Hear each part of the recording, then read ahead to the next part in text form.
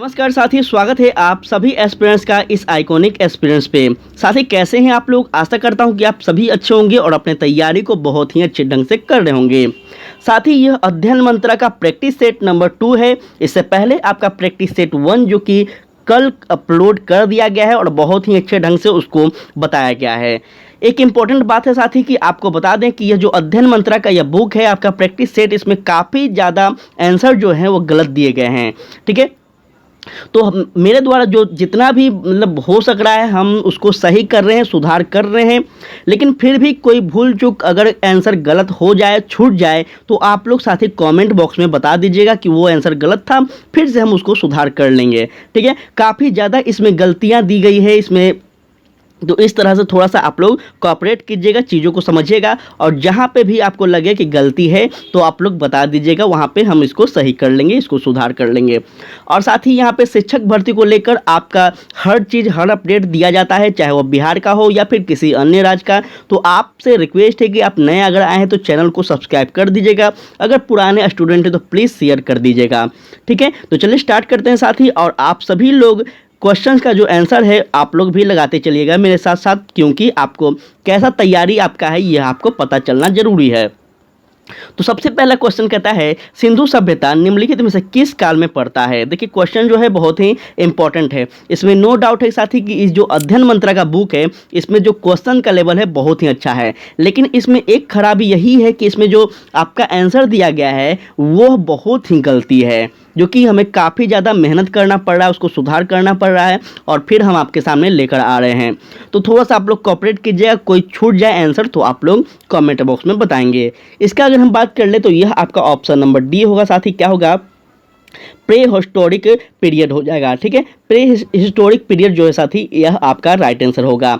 सिंधु सभ्यता को उसकी लिपि के न पढ़े जाने के कारण साथी हम आद्य ऐतिहासिक काल कह सकते हैं या फिर हम पूर्व ऐतिहासिक काल भी कह सकते हैं। तो इस तरह से आप लोग याद रखेंगे। और सिंधु सभ्यता की सबसे पहले खोज किसने की थी जल्दी बता दीजिए, प्रश्न जो है काफ़ी पूछा जाता है। तो याद रखेंगे साथी, राय बहादुर दयाराम साहनी के द्वारा किया गया था। और कब किया गया था ये आप कमेंट बॉक्स में जरूर बताइएगा, क्योंकि यह जो क्वेश्चन है पूछा जाता है। आगे अगर हम बात कर लें तो नेक्स्ट क्वेश्चन कहता है, ध्यान दीजिएगा, कह रहा है 800 से 600 ईसा पूर्व का काल किस युग से जुड़ा हुआ है। जल्दी से बता दीजिए, 800 से 600 ईसा पूर्व का जो काल है यह किस युग से जुड़ा हुआ है साथी। तो यह आपको याद रखना चाहिए कि यह कौन सा काल है, तो यह आपका ब्राह्मण युग से जुड़ा हुआ है। ठीक है, इस तरह से आप लोग याद रखेंगे कि प्राचीन भारतीय इतिहास में 800 से 600 ईसा पूर्व के बीच का मुख्य जो काल है इसको हम ब्राह्मण युग का समय कहते हैं। तो इस प्रकार से याद रखिएगा, काफ़ी इंपॉर्टेंट था। आगे हम बात कर लें तो नेक्स्ट क्वेश्चन आपका यहाँ ध्यान दीजिएगा, कहता है बोगाज कोई का महत्व इसलिए है, क्यों है बोगाज कोई जो है यह महत्व जो है किस लिए महत्व है। यहाँ पे आप लोग ऑप्शन को देख लें ताकि आपको कोई समस्या ना हो और आप लोग उत्तर दीजिए। इसका राइट आंसर क्या होगा साथी, तो यह आपका हो जाएगा ऑप्शन नंबर ए। ठीक है, क्या है वो वहाँ जहाँ अभिलेख प्राप्त हुए हैं उसमें वैदिक देवी एवं देवताओं का वर्णन मिलता है, यह क्या है तो बोगाज कोई का महत्व है। ठीक है, इस प्रकार से आप सभी लोग इसके बारे में थोड़ा सा याद रखेगा। अगर हम बात कर लें इसमें देवताओं के बारे में तो इसमें प्रमुख जो देवताएं हैं वह आपका इंद्र हो गए, वरुण हो गए, मित्र हो गए, अग्नि हो गए, ये सभी आदि जो देवताएं हैं ये प्रमुख हैं। और आप पढ़ेंगे ना, जब वैदिक काल आप पढ़ेंगे तो आपको यही देवता के बारे में वहाँ पढ़ने को मिलेगा। ठीक है, तो इस प्रकार से आपका साथी ऑप्शन नंबर ए सही होता है। आगे हम बात कर लें तो ध्यान दीजिएगा, कहता है गायत्री मंत्र का उल्लेख किस पुस्तक में मिलता है। देखिए प्रश्न जो है बहुत ही बेहतरीन है, इसमें हम बार बार बोल रहे हैं कि यह बुक में जो प्रश्न है काफ़ी बेहतरीन दिया गया है। तो आप लोग गलती सही को सही कर लीजिएगा, लेकिन क्वेश्चन जो है उसको अटेम्प्ट कीजिएगा साथी, क्योंकि क्वेश्चन जो है यह लेवल वाला है। तो इसका राइट आंसर क्या होगा, यह आपका हो जाएगा साथी ऑप्शन नंबर सी। ठीक है, क्या हो जाएगा तो ऋग्वेद में जो है यह गायत्री मंत्र का उल्लेख मिलता है। इस तरह से आप लोग याद रखेंगे। अगर हम बात कर ले ऋग्वेद के बारे में तो याद रखेंगे ऋग्वेद के क्रमबद्ध ज्ञान के समग्र को ऋग्वेद कहा जाता है और विश्वामित्र के द्वारा ऋग्वेद की रचना की गई है, जो कि तीसरे मंडल में सूर्य देवता सावित्री को समर्पित प्रसिद्ध गायत्री मंत्र इसमें हमें पढ़ने को मिलता है। ठीक है, तो आगे चलते हैं। आगे आपका जो क्वेश्चन कह रहा साथी वहाँ पे ध्यान दीजिएगा। नेक्स्ट प्रश्न कह रहा है संगम युग में उदयपुर किस लिए विख्यात था? संगम युग में जो है उदयपुर है यह किस लिए विख्यात था साथी? तो याद रखना है यह आपका कपास के व्यापार के लिए महत्वपूर्ण केंद्र रहा है और कपास के लिए यह क्या था तो विख्यात था। ठीक है, आगे बढ़ते हैं तो आगे ध्यान दीजिएगा। कहता है आपका आजीविका संप्रदाय के संस्थापक कौन थे? जल्दी से बता दीजिए आजीविका संप्रदाय के जो संस्थापक थे इनमें से कौन थे? प्रश्न जो है बहुत ही बेहतरीन है, जल्दी जल्दी आप लोग आंसर कर दें। तो यह साथी क्या हो जाएगा आपका ऑप्शन नंबर यहाँ पे डी होगा। ठीक है, ऑप्शन नंबर डी क्या है? मखाली गौशाल जो हैं यह क्या थे तो साथी आजीविका संप्रदाय के संस्थापक थे। ठीक है, इस तरह से आप सभी लोग याद रखेंगे। चलिए आगे बढ़ते हैं। तो कहता है भागवत संप्रदाय के विकास में किसका देन अत्यधिक था? भागवत संप्रदाय के जो विकास हुए थे साथी इसमें सर्वाधिक जो देन था वह किसका था? तो जल्दी बता दीजिए, आपके सामने यहाँ पे हम दे देते हैं ताकि आपको कोई समस्या ना हो। इसका जो राइट आंसर हो जाएगा साथी वो क्या होगा तो आपका ऑप्शन नंबर सी होगा। ठीक है, गुप्तों के समय में हुआ था, याद रखेंगे। चलिए इस पे बात भी कर लेते हैं क्योंकि इंपॉर्टेंट है। वैष्णव धर्म के विषय में प्रारंभिक जानकारी उपनिषद से मिलती है, यह आप सब याद रखेंगे। और इसका विकास भागवत धर्म से हुआ था जो कि भागवत संप्रदाय के विकास में गुप्त शासक का बहुत बड़ा योगदान रहा है। तो इस प्रकार से आपका गुप्त जो शासक हैं यह सही हो जाएंगे। ठीक है, अगर गुप्त शासक की हम बात कर ले और भी तो गुप्त राजाओं ने परम भागवत की उपाधि धारण की थी और अपने सिक्के में विष्णु को के वाहन गरुण जो है इसकी आकृति दिखाई देती है। तो इस तरह से आप सब लोग इसके बारे में थोड़ा सा याद रखिएगा। चलिए बढ़ते हैं आगे। तो कहता है आपका नेक्स्ट क्वेश्चन जो है यह कहता है साथी आपका किस अभिलेख से यह साबित होता है कि चंद्रगुप्त का प्रभाव पश्चिम भारत पर फैला हुआ था? जल्दी से बता दीजिए। देखिए क्वेश्चन जो है सच में बहुत बेहतरीन है, तो जल्दी बता दें इसका राइट आंसर क्या होगा साथी। यह आपका ऑप्शन नंबर डी सी होगा। क्या होगा साथी? रुद्रदमन का जूनागढ़ अभिलेख। रुद्रदमन का अगर हम बात कर लें तो याद रखेंगे जूनागढ़ अभिलेख से यह जानकारी मिलती है कि यहाँ पर चंद्रगुप्त मौर्य का प्रभाव था। और उसी के अभिलेख से पता यह भी चलता है कि चंद्रगुप्त मौर्य ने अपने राज्यपाल पुष्पगुप्त वैश्य की सहायता से सुदर्शन झील का निर्माण कराया था। तो यहाँ पे आपको बहुत ही इंपॉर्टेंट चीज़ बताया जा रहा है जिसको आप सभी लोग याद रखेंगे। अगर चंद्रगुप्त मौर्य की और भी हम बात कर लें तो साथ ही इसने नैनी गुरु भद्रबाहु से जैन धर्म की दीक्षा ली थी और चंद्रगुप्त मौर्य ने शैलिकर्ष के बीच हुए युद्ध का वर्णन एपियानस में किया था। तो ये सभी चीज़ आप लोग याद रखेंगे, बहुत ही इंपॉर्टेंट है इसलिए हम आपको बता दिए हैं। आगे चलते हैं तो ध्यान दीजिएगा। कह रहा है आपका नेक्स्ट क्वेश्चन क्या? नेक्स्ट जो प्रश्न कह रहा है साथी वह कह रहा है वह केवल स्तंभ जिसमें अशोक ने स्वयं को मगध का सम्राट बताया है। बहुत ही बेहतरीन यह क्वेश्चन है, देख सकते हैं आप सभी लोग। जो कि क्वेश्चन है ऐसा कि आप अगर यूपीएससी की तैयारी करते हैं तो वहाँ पे भी आपको काम देने वाला ये प्रश्न है।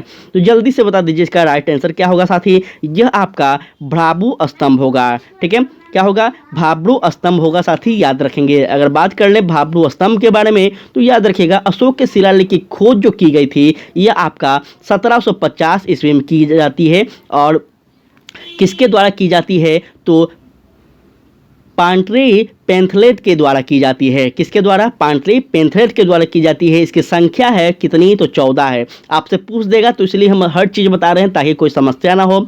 अशोक के अभिलेख पढ़ने में सबसे पहली सफलता किसको मिली थी तो याद रखेंगे वर्ष 1937 में। काफ़ी इंपॉर्टेंट बात बता रहे हैं, याद रखेंगे। किसको मिली थी तो जेम्स प्रिसेप्ट को मिली थी। अशोक ने भाब्रू पैराट अभिलेख में स्वयं को देवता देवता कहा है साथी। एक प्रकार से कहा जाए तो देवता कहा है जिसका अर्थ होता है देवताओं को के प्रियदर्शी राजा मगध कहते हैं। तो इस प्रकार से अशोक का जो नाम है यहाँ पे प्रियदर्शी के नाम से भी जाना जाता है, तो यहीं से निकलता है। ठीक है, आपको सुनने को मिलेगा कि वह कौन शासक था जिसका प्रियदर्शी नाम था, तो वह था अशोक। ठीक है, इस तरह से थोड़ा सा हम प्रयास कर रहे हैं कि हर चीज़ आपको समझा पाए।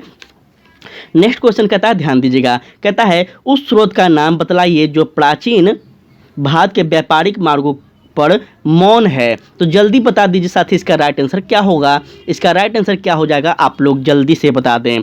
यह आपका होगा साथी कौन सा, जल्दी थोड़ा आप लोग कमेंट कर दीजिए ताकि कोई प्रॉब्लम ना हो जल्दी जल्दी। तो यह होगा साथा आपका साथी क्या तो मिलिंद पान्हो। अगर मिलिंद पान्हो की हम बात कर लें तो यह एक पाली ग्रंथ है। ठीक है, ये क्या है तो पाली ग्रंथ है एक प्रकार से यह, जिसमें हिंदू यवन शासक मिनोडर और बौद्ध भिक्षुक नागसेन के मध्य जो हुआ था वार्तालाप, बातें हुआ था, उसके बारे में यहाँ वर्णन मिलता है। तो इस तरह से आप लोग याद रखेंगे। चलिए बढ़ते हैं आगे।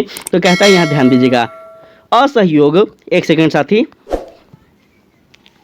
एक सेकंड थोड़ा सा, असहयोग आंदोलन के स्थगत संबंधित घटनाएं का सही क्रम इंगित कीजिए। देखिए, असहयोग आंदोलन हो गया, स्वदेशी आंदोलन हो गया, पिट्स इंडिया एक्ट हो गया, कोई भी आंदोलन हो, स्वतंत्रता संग्राम का जितना भी घटना है हम बहुत ही अच्छे ढंग से आपको बता दिए हैं। अगर आप लोग नहीं देखे हैं तो जाकर देखिए, प्लेलिस्ट में सारा मॉडर्न हिस्ट्री का जितना इंपॉर्टेंट घटना है बताया गया है, तो वहाँ पे आप लोग देखिए साथी क्या होगा। अगर हम बात कर ले इसका राइट आंसर का, तो यह आपका क्या होगा, ऑप्शन नंबर ए होगा। ठीक है, ऑप्शन नंबर ए क्यों होगा? सबसे पहले जो असहयोग आंदोलन के हम घटनाक्रम की बात करें तो आपको याद होगा साथी, सबसे पहला आपका क्या होता है तो चौड़ा चौड़ी कांड होता है, जो कि उत्तर प्रदेश के गोरखपुर जगह में होता है। उसके बाद क्या हो जाता है तो उग्र भीड़ द्वारा पुलिस थाने को जला दिया जाता है।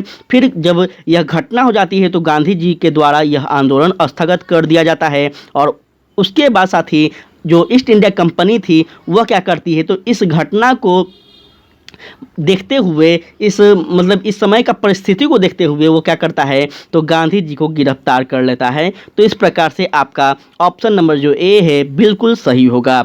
चलिए बढ़ते हैं आगे। तो यहाँ ध्यान दीजिएगा, क्वेश्चन जो कह रहा है यहाँ ध्यान से समझिएगा। कहता है खुदाई खिदमगार संगठन की स्थापना किसने की थी? खुदाई खिदमगार की जो संगठन की स्थापना की गई थी यह किसने की थी, जल्दी बता दें। तो साथ ही यह आपको याद रखना है, खान अब्दुल गफ्फार खान के द्वारा की गई थी। ठीक है, खान अब्दुल गफ्फार की हम अगर चर्चा करें साथी तो यह खुदाई खिदम खां संगठन की स्थापना करता है और ये लोग लाल कुर्ती के नाम से जाने जाते थे, जो कि आपसे पूछा जाएगा तो आप इस प्रकार से याद रखेंगे। ठीक है, 1934 में अब्दुल गफ्फार खां कि कांग्रेस के ने प्रधान पद देने के प्रस्ताव रखा था, लेकिन उन्होंने यह कहकर ठुकरा दिया था कि वह सैनिक रूप में उत्पन्न हुए हैं और उसी के रूप में वह मरेगा। तो यह बहुत ही बड़ा स्टेटमेंट था, किसके द्वारा? खान अब्दुल गफ्फार खान के द्वारा। ठीक है, चलिए आगे हम बढ़ते हैं। तो यहाँ ध्यान दीजिएगा, कहता है कम्युनिस्ट इंटरनेशनल का सदस्य बनने वाला पहला भारतीय कौन था? जल्दी बता दीजिए साथी, इसका राइट आंसर क्या होगा? तो यह बहुत ही बेहतरीन प्रश्न है और इसका राइट आंसर जो होगा क्या होगा साथी, तो आपका ऑप्शन नंबर ए होगा, M.N. रॉय। अगर बात कर ले इसके बारे में साथी तो यह जो थे यह सबसे पहले कम्युनिस्ट इंटरनेशनल संगठन के जो है यह सदस्य बनते हैं, जो कि यह बहुत ही बड़ी इंपॉर्टेंट बात है, इसको आप लोग थोड़ा सा याद रखेंगे। आगे चलते हैं। तो नेक्स्ट यहाँ पे ध्यान दीजिएगा, कहता है all Indian state peoples conference का संगठन कब हुआ था? गठन कब हुआ था? All Indian state peoples conference का गठन कब हुआ था? तो जल्दी से बता दीजिए साथी आप सभी लोग, इसका राइट आंसर क्या होगा? अगर हम बात कर ले इसके बारे में तो यह आपका साथी ऑप्शन नंबर यहाँ देख लीजिए आप लोग, ताकि कोई समस्या ना हो। तो इसका राइट आंसर साथी आपका क्या हो जाएगा? तो यह आपका हो जाएगा ऑप्शन नंबर सी। ठीक है, क्या होता साथी तो 5 दिसंबर को, ध्यान से सुनिएगा, 5 दिसंबर वर्ष 1927 को क्या होता है साथी, all Indian state peoples conference का गठन होता है और इसके संगठन में बलवंत राय मेहता होते हैं, मनीलाल कोठारी होते हैं, AGR अयंकर होते हैं, ये महत्वपूर्ण सदस्य होते हैं जिनका इसमें योगदान होता है। चलिए उसके बाद हम बात कर लें। तो यहाँ ध्यान दीजिएगा, क्वेश्चन जो यहाँ पे कह रहा है ध्यान से समझिएगा, क्या कह रहा है, नीचे 2 व्यक्ति दिए गए हैं जिसमें कथन ए और कथन 2 जो है साथी, इसका आपको क्या करना है तो इस प्रकार से आपका एक स्टेटमेंट वाला क्वेश्चन है और स्टेटमेंट वाला क्वेश्चन जो कि हम आपको बहुत बार बताए हैं कि कैसे सॉल्व किया जाता है। तो यहाँ पे देख लेते हैं क्या है। पहला कथन जो है यहाँ पे देख लेते हैं, तो कह रहा है वर्ष 1942 राष्ट्रीय स्वयंसेवक संघ वर्ष 1942 में भारत छोड़ो आंदोलन से पृथक रहा। दूसरा कथन क्या है देख लेते हैं, इसका विचार था कि इस आंदोलन से भारत की स्वतंत्रता में देर होगी। चलिए आप लोग बताइए साथी कि इसमें से दोनों में से कौन सा कथन सत्य है। आपके सामने हम ऑप्शन भी रख दिए हैं ताकि आपको कोई समस्या ना हो, तो जल्दी से बता दीजिए इसका राइट आंसर क्या होगा साथी। तो यह आपका हो जाएगा ऑप्शन नंबर सी। ठीक है, ए क्या है साथी, तो ए सत्य कथन जो है यह सत्य है, परंतु आर जो है यह असत्य है। तो इस प्रकार से आपको थोड़ा सा यहाँ पे याद रखना होगा। उसके बाद हम बढ़ते हैं आगे, तो ध्यान दीजिएगा। कहता है नेक्स्ट क्वेश्चन आपका यहाँ पे, बिरसा मुंडा के गुरु कौन थे? बहुत ही इजी क्वेश्चन है, बहुत ही इजी क्वेश्चन है। बिरसा मुंडा के जो गुरु थे साथी कौन थे? तो याद रखेंगे आनंद पांडे थे। कौन थे? आनंद पांडे थे, जो कि आप सभी को याद रखना होगा। अगर हम बात कर लें इनके बारे में साथी, तो याद रखिएगा कि आनंद पांडे जो थे यह बिरसा मुंडा के गुरु थे। और मुंडा आदिवासी का विरोध जब होता है तो कब होता है? तो 1890 से 1900 ईस्वी के आसपास होता है। ठीक है, तो इस प्रकार से याद रखेंगे, जिसका नेतृत्व बिरसा मुंडा ही करते हैं। और बिरसा मुंडा अपने आप को भगवान का अवतार बताते हैं साथी। इन्होंने सिंगबोगा की पूजा करने के लिए भी मतलब बोला था लोगों को। तो इस तरह से इनके बारे में याद रखेंगे, काफ़ी इंपॉर्टेंट है। चलिए आगे हम बढ़ते हैं। उम्मीद कर रहे हैं कि आज का जो क्वेश्चन है आप सभी को अच्छा लग रहा होगा। हर चीज़ हम आपको समझाने में सक्षम होंगे। ठीक है, अगर कोई भी प्रॉब्लम हो तो हम फिर से बोल रहे हैं, आप सभी लोग कमेंट कीजिएगा साथ ही कि इस आंसर का गलत जवाब है, इस क्वेश्चन का गलत जवाब है, उसमें हम परिवर्तन कर लेंगे। चलिए ध्यान दीजिएगा, कह रहा है आपका नेक्स्ट क्वेश्चन क्या? उस क्षेत्र की पहचान कीजिए जहां संथालों ने 1855-56 में अपनी सरकार घोषणा की थी। जल्दी से बता दीजिए वह स्थान कौन सा था। देख लीजिए आप लोग यहाँ पे अपना अपना उत्तर दे दीजिए। हम बात करें साथी इसका, तो यह कहाँ था? तो भागलपुर राजमहल। ठीक है, कहाँ था? भागलपुर राजमहल। इसको आप सभी लोग याद रखेंगे। भागलपुर राजमहल की हम अगर चर्चा करें तो यह क्षेत्र आपका दानव एक कोह के नाम से भी जाना जाता था। ठीक है, भागलपुर राजमहल जो है यह किस नाम से जाना जाता था? तो दामन एक कोह के नाम से जाना जाता था, जो कि आपसे पूछा जा सकता है। जो संथाल बाहुल्य क्षेत्र थे और 1855-56 में, ठीक है, 1855-56 में यहाँ पे संथालों ने इस क्षेत्र में अपनी सरकार की घोषणा की थी। तो साथ ही इस तरह से आप सभी लोग याद रखेंगे। आगे हम बात कर लें तो यह आपका बिहार स्पेशल का जो बहुत ही महत्वपूर्ण प्रश्न है वह क्या है? ध्यान से सुनिएगा। कहता है 1830 के दशक में पटना नगर केंद्र था किसका? जल्दी बता दीजिए, पटना नगर केंद्र जो था यह किसका था? तो यह आपको याद रखना है साथी। 1830 के समय में अगर हम बात कर लें तो यह बहावी आंदोलन का था। ठीक है, क्या था साथी? जल्दी बता दें। तो यह आपका बहावी आंदोलन का था, जो कि इंपॉर्टेंट है, याद रखिएगा। चलिए इस पे हम चर्चा कर लेते हैं, क्योंकि पटना जो है बिहार स्पेशल का एक मुद्दा है। ध्यान से सुनिएगा। 1830 के दशक में पटना बहावी आंदोलन का केंद्र था, जिसका उद्देश्य मुस्लिम समाज को भ्रम धार्मिक रीतियों से मुक्त कराना था। ठीक है, और यहाँ पे एक चीज़ और याद रखेंगे कि भारत में इसके लिए संस्थापक सर सैयद अहमद बरेलवी थे। ठीक है, तो इस तरह से आप सभी लोग इसके बारे में याद रखेंगे। आगे हम बात कर लें तो ध्यान दीजिएगा। कहता है यहाँ पे 1866-67 में के नील खेतिहार के बिहार में हुए विद्रोह के क्षेत्र में पहचान कीजिए। जल्दी बता दीजिए। 1866-7 की बात की जा रही साथी। तो यहाँ पे जो खेतिहर के बिहार में हुए विद्रोह के रूप में क्षेत्र जो आपका है वह कौन सा था? आप लोग यहाँ पे चयन कर लें। आपके सामने यहाँ पे ऑप्शन दिया गया है ताकि कोई प्रॉब्लम ना हो। इसका राइट आंसर आपका ऑप्शन नंबर क्या होगा साथी? तो यह आपका चंपारण एवं मुजफ्फरपुर होगा। ठीक है, क्या हो जाएगा? चंपारण और मुजफ्फरपुर होगा साथी। तो इस तरह से याद रखेंगे, जो कि नील खेतिहर के विद्रोह के क्षेत्र के लिए यह काफ़ी महत्वपूर्ण और इम्पोर्टेंट था। आगे चलते हैं तो कहता है ध्यान दीजिएगा, बिहार कांग्रेस सोशलिस्ट पार्टी का गठन कब हुआ था? देखिए ऐसा क्वेश्चन जो है वो नहीं लगता है मुझे कि आपको बताना चाहिए। हम ऑलरेडी आपको जो वो इतना सारा प्रैक्टिस सेट करवाए हैं सब वही क्वेश्चन है। सब प्रैक्टिस सेट में आपको एक चीज़ याद रखेंगे कि कुछ क्वेश्चन जो है मिलता जुलता रहता है। तो आप लोग सभी प्रैक्टिस सेट को देखा कीजिए। और एक इम्पोर्टेंट बात बताते हैं कि क्लास को अब 2 या 3 बार देखा कीजिए। ठीक है, तो आपको कम समय है और थोड़ा दिमाग में रहेगा अटा हुआ, तो आप लोग 2-3 बार देखिए। ऐसा नहीं कि क्लास एक दिन देखें, एक बार देखें हो गया मेरा कोर्स, तो ऐसा नहीं है। ये आप टाइम पास कर रहे हैं। थोड़ा सा 2-3 बार देखिएगा तब चीज़ को समझ में आएगा। देखिए इसका राइट आंसर क्या होगा साथी? तो यह आपका ऑप्शन नंबर हो जाएगा सी। ठीक है, वर्ष 1934 में। ठीक है, चलिए बढ़ते हैं आगे।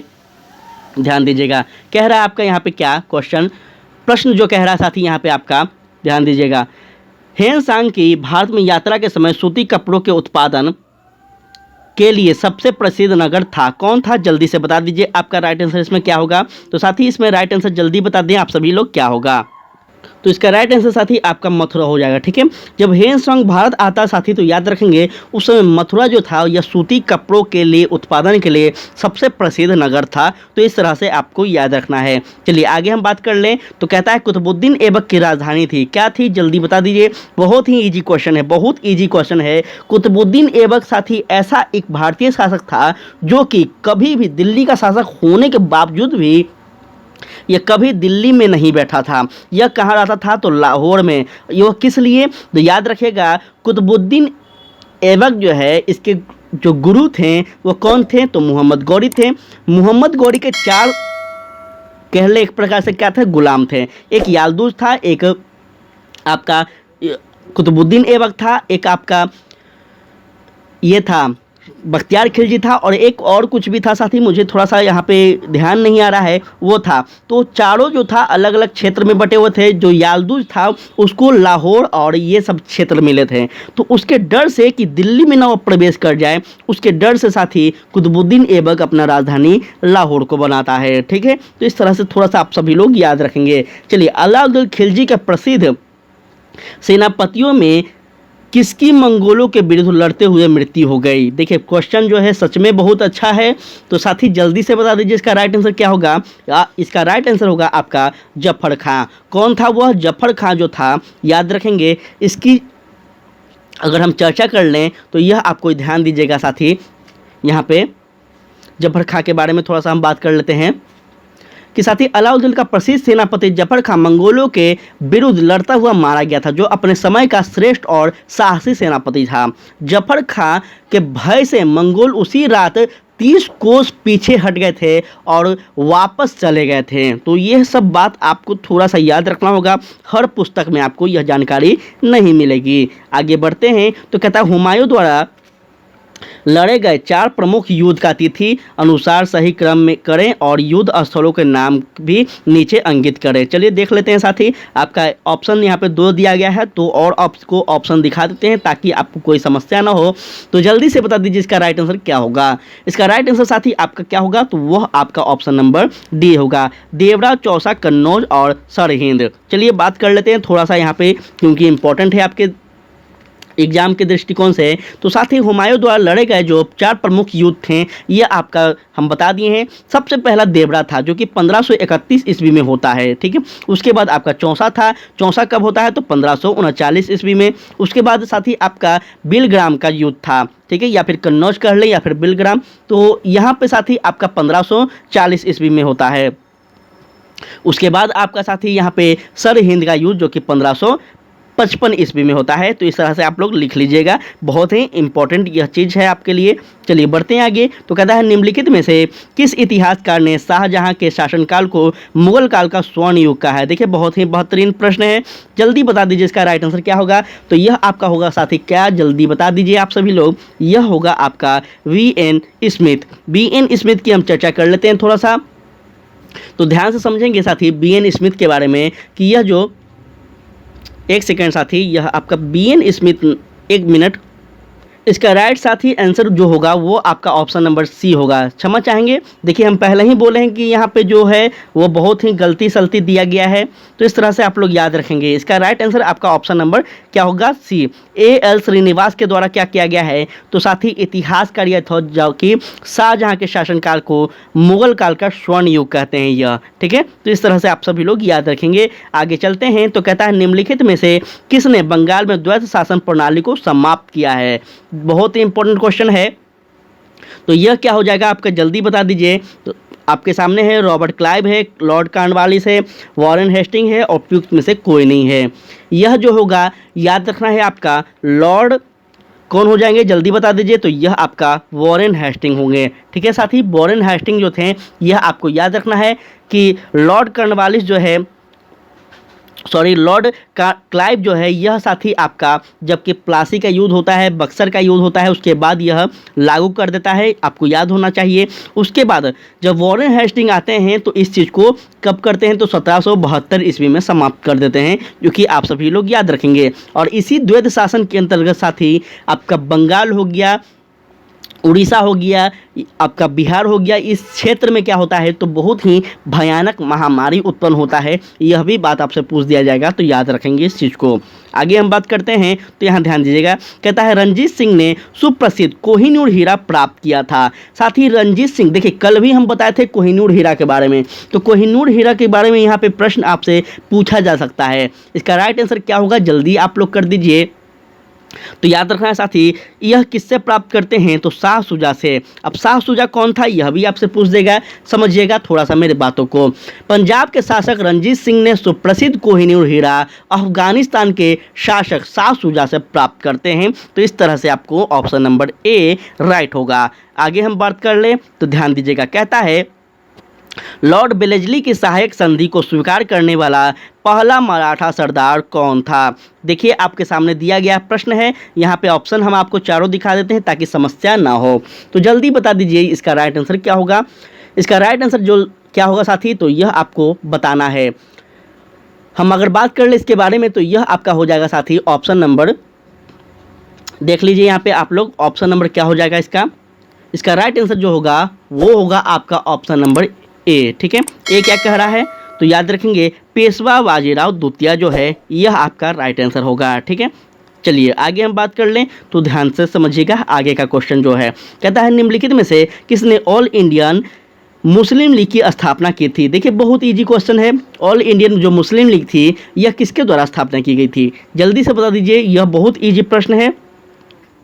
तो याद रखना है नवाब समीतुल्लाह खान के द्वारा। ठीक है, नवाब समीतुल्लाह खान के द्वारा किया गया था। आगा खां जो था यह नहीं करता है, आगा खां का नेतृत्व किया जाता है, आगा खां के इनवाइट किया जाता है, लेकिन आगा खां ने नेतृत्व जो किए थे वो समय कौन किए थे, तो नवाब समीतुल्लाह खान करते हैं। ये चीज़ें आप लोग याद रखेंगे, काफ़ी इंपॉर्टेंट है।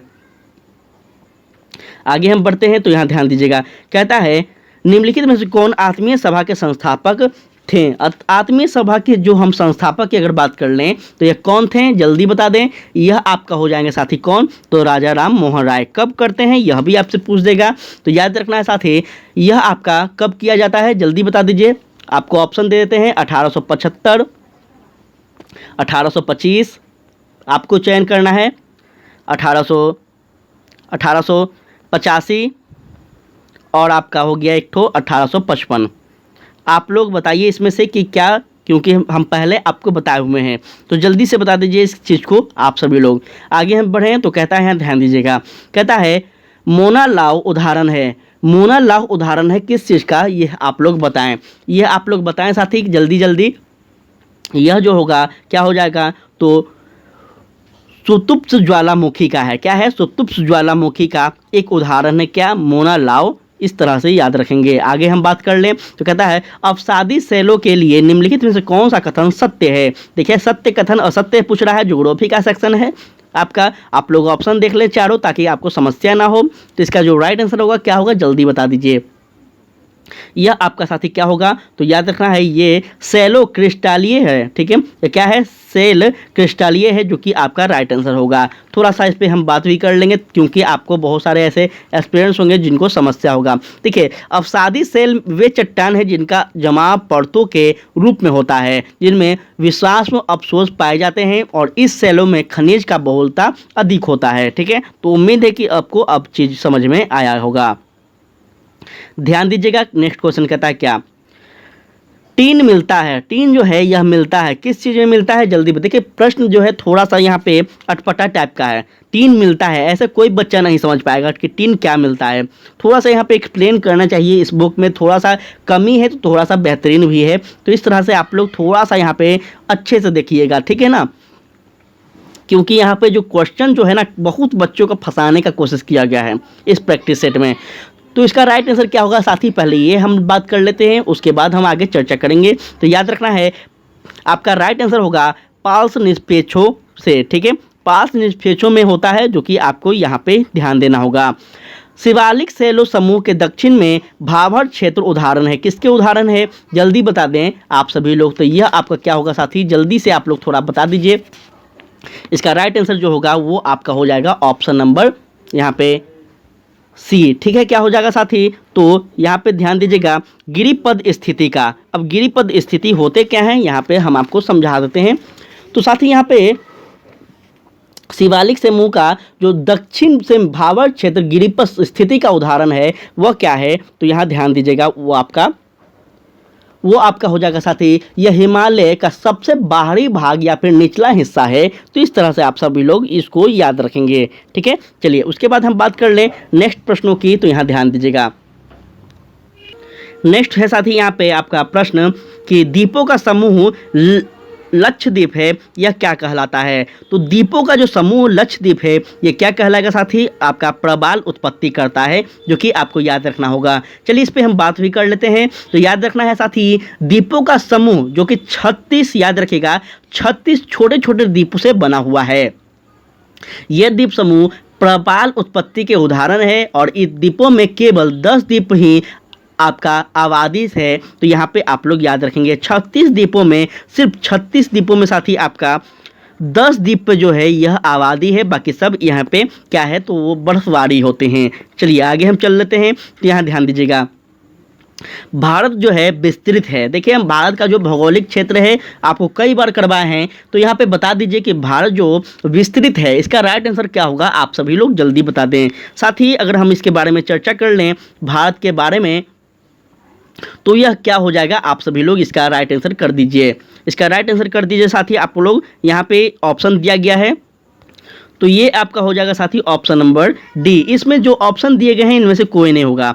देखिए भारत जो विस्तृत है कहाँ से कहाँ तक है, तो याद रखेंगे, हम आपको बता देते हैं, लिख लीजिएगा। भारत जो है साथी यह आपका 80 डिग्री 4 मिनट उत्तरी अक्षांश से लेकर 37 डिग्री 6 मिनट आपका उत्तरी अक्षांश है, और आपका 68 डिग्री 7 मिनट पूर्वी देशांतर से लेकर साथी आपका 57 डिग्री 25 मिनट पूर्वी देशांतर तक फैला हुआ है। और इसका हम बात कर लें तो अक्षांशीय तथा देशांतरीय विस्तार जो है यह 30 डिग्री पर है साथी, जो कि आपसे पूछे जा सकते हैं, हम कई बार आपको चर्चा भी किए हैं। ठीक है, चलिए बढ़ते हैं आगे। तो ध्यान दीजिएगा आप सभी लोग, कहता है भारत का क्षेत्रफल संसार के क्षेत्रफल का 2.2% है, परंतु इसकी क्या है, ध्यान दीजिएगा यहाँ पे, इसकी जो है क्या है, इसकी आपसे पूछ रहा है, जल्दी बता दीजिए। संपूर्ण मानव प्रजाति का 16% जनसंख्या करता है, संपूर्ण मानव प्रजाति का 17% है। तो याद रखना है साथी, पूरे विश्व में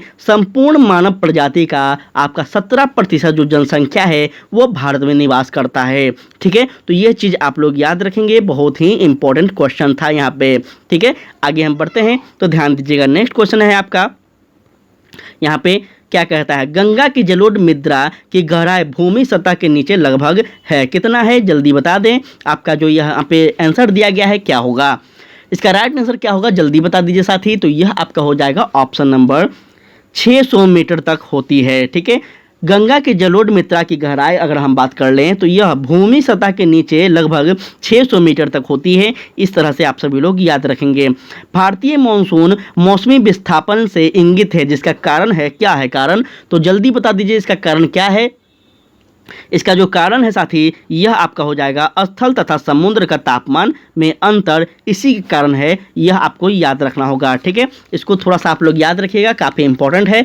हम बात करेंगे इसके बारे में, तो याद रखना साथी आप सभी को कि स्थल तथा समुद्र के तापमान में विभिन्नता के कारण भारतीय मानसून में मौसमी विस्थापन होता है। ऐसा रेफल के नियम के कारण होता है। तो आपसे पूछ देगा कि किसके नियम के कारण होता है, तो रेफल एक विज्ञान, एक कह लें हम लोग उनको क्या साथी साइंटिस्ट थे, विद्वान थे, जिनके द्वारा यह खोज की गई थी, उन्हीं के द्वारा इस चीज़ को पता लगाया जाता है। आगे चलते हैं। तो यहाँ ध्यान दीजिएगा, कहता है तिब्बत में मानसरोवर झील के पास जिस नदी का स्रोत है वह नदी कौन सा है। तो याद रखेंगे तिब्बत की बात की जा रही है और तिब्बत से जो नदियाँ निकलती हैं इनमें से वह नदी कौन है, तो आप लोग जल्दी बता दें उसका राइट आंसर क्या होगा। इसका राइट आंसर साथी आपका हो जाएगा कौन सा, जल्दी बता दीजिए। ब्रह्मपुत्रा है, सतलज है, सिंधु है, या फिर उपयुक्त में से सभी है। तो याद रखना है साथी, इसका राइट आंसर जो होगा वो आपका हो जाएगा क्या, जल्दी बता दीजिए। तो यह आपका उपयुक्त सभी होंगे। ठीक है, ब्रह्मपुत्रा, सतलज और सिंधु जो हैं यह क्या है, तो यह आदि नदियाँ जो है यहाँ से तिब्बत के कैलाश पर्वत के निकट से आपका ताल झील से निकलती है। ठीक है, तो इस तरह से आप सभी लोग याद रखेंगे। चलिए उसके बाद कहता है हुंडू प्रताप निर्मित है। हुंडू प्रताप जो है कहाँ निर्मित है, चलिए आप लोग ऑप्शन देख लें, तो जल्दी बता दीजिए इसका राइट आंसर क्या होगा।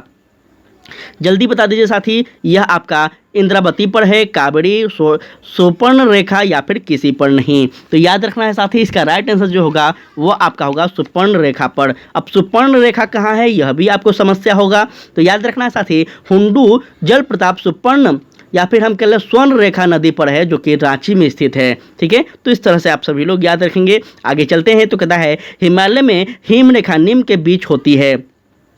हिमालय में जो हिम रेखा है वो निम्न के बीच होती है, तो इसका क्या हो जाएगा जल्दी बता दें। यह आपका हो जाएगा साथी क्या, तो 4500 से 600 मीटर पश्चिम में। ठीक है, इस तरह से आप सभी लोग याद रखेंगे। हिमालय में हिम रेखा की ऊंचाई सर्वत्र भिन्न है और असम हिमालय से अधिक आर्द्रता के कारण यहाँ पे 4420 मीटर पर हिम रेखा पाई जाती है, जबकि कश्मीर हिमालय में हम बात कर लें तो यहाँ पे आपका 6000 मीटर है हिम रेखा मिलती है। नेपाल की बात कर लें तो यहाँ पे आपको 4500 पे हिम रेखा मिलती है, और आपका पंजाब या फिर हम कुमायूं की बात कर लें तो यहाँ पे आपका 5200 मीटर पर हिम रेखा स्थित है। तो अलग अलग क्षेत्र में अलग अलग इसकी गहराई है, ऊंचाई है, तो इस तरह से थोड़ा याद रखेंगे। चलिए आगे हम बढ़ते हैं, तो कहता है भारत की तट रेखा है। देखिए बहुत बार बताए हैं, तो उम्मीद है कि आपको ये चीज़ नहीं बताना चाहिए था, लेकिन आप सभी लोग जल्दी जल्दी आंसर नहीं देते हैं तो समस्या हो जाता है।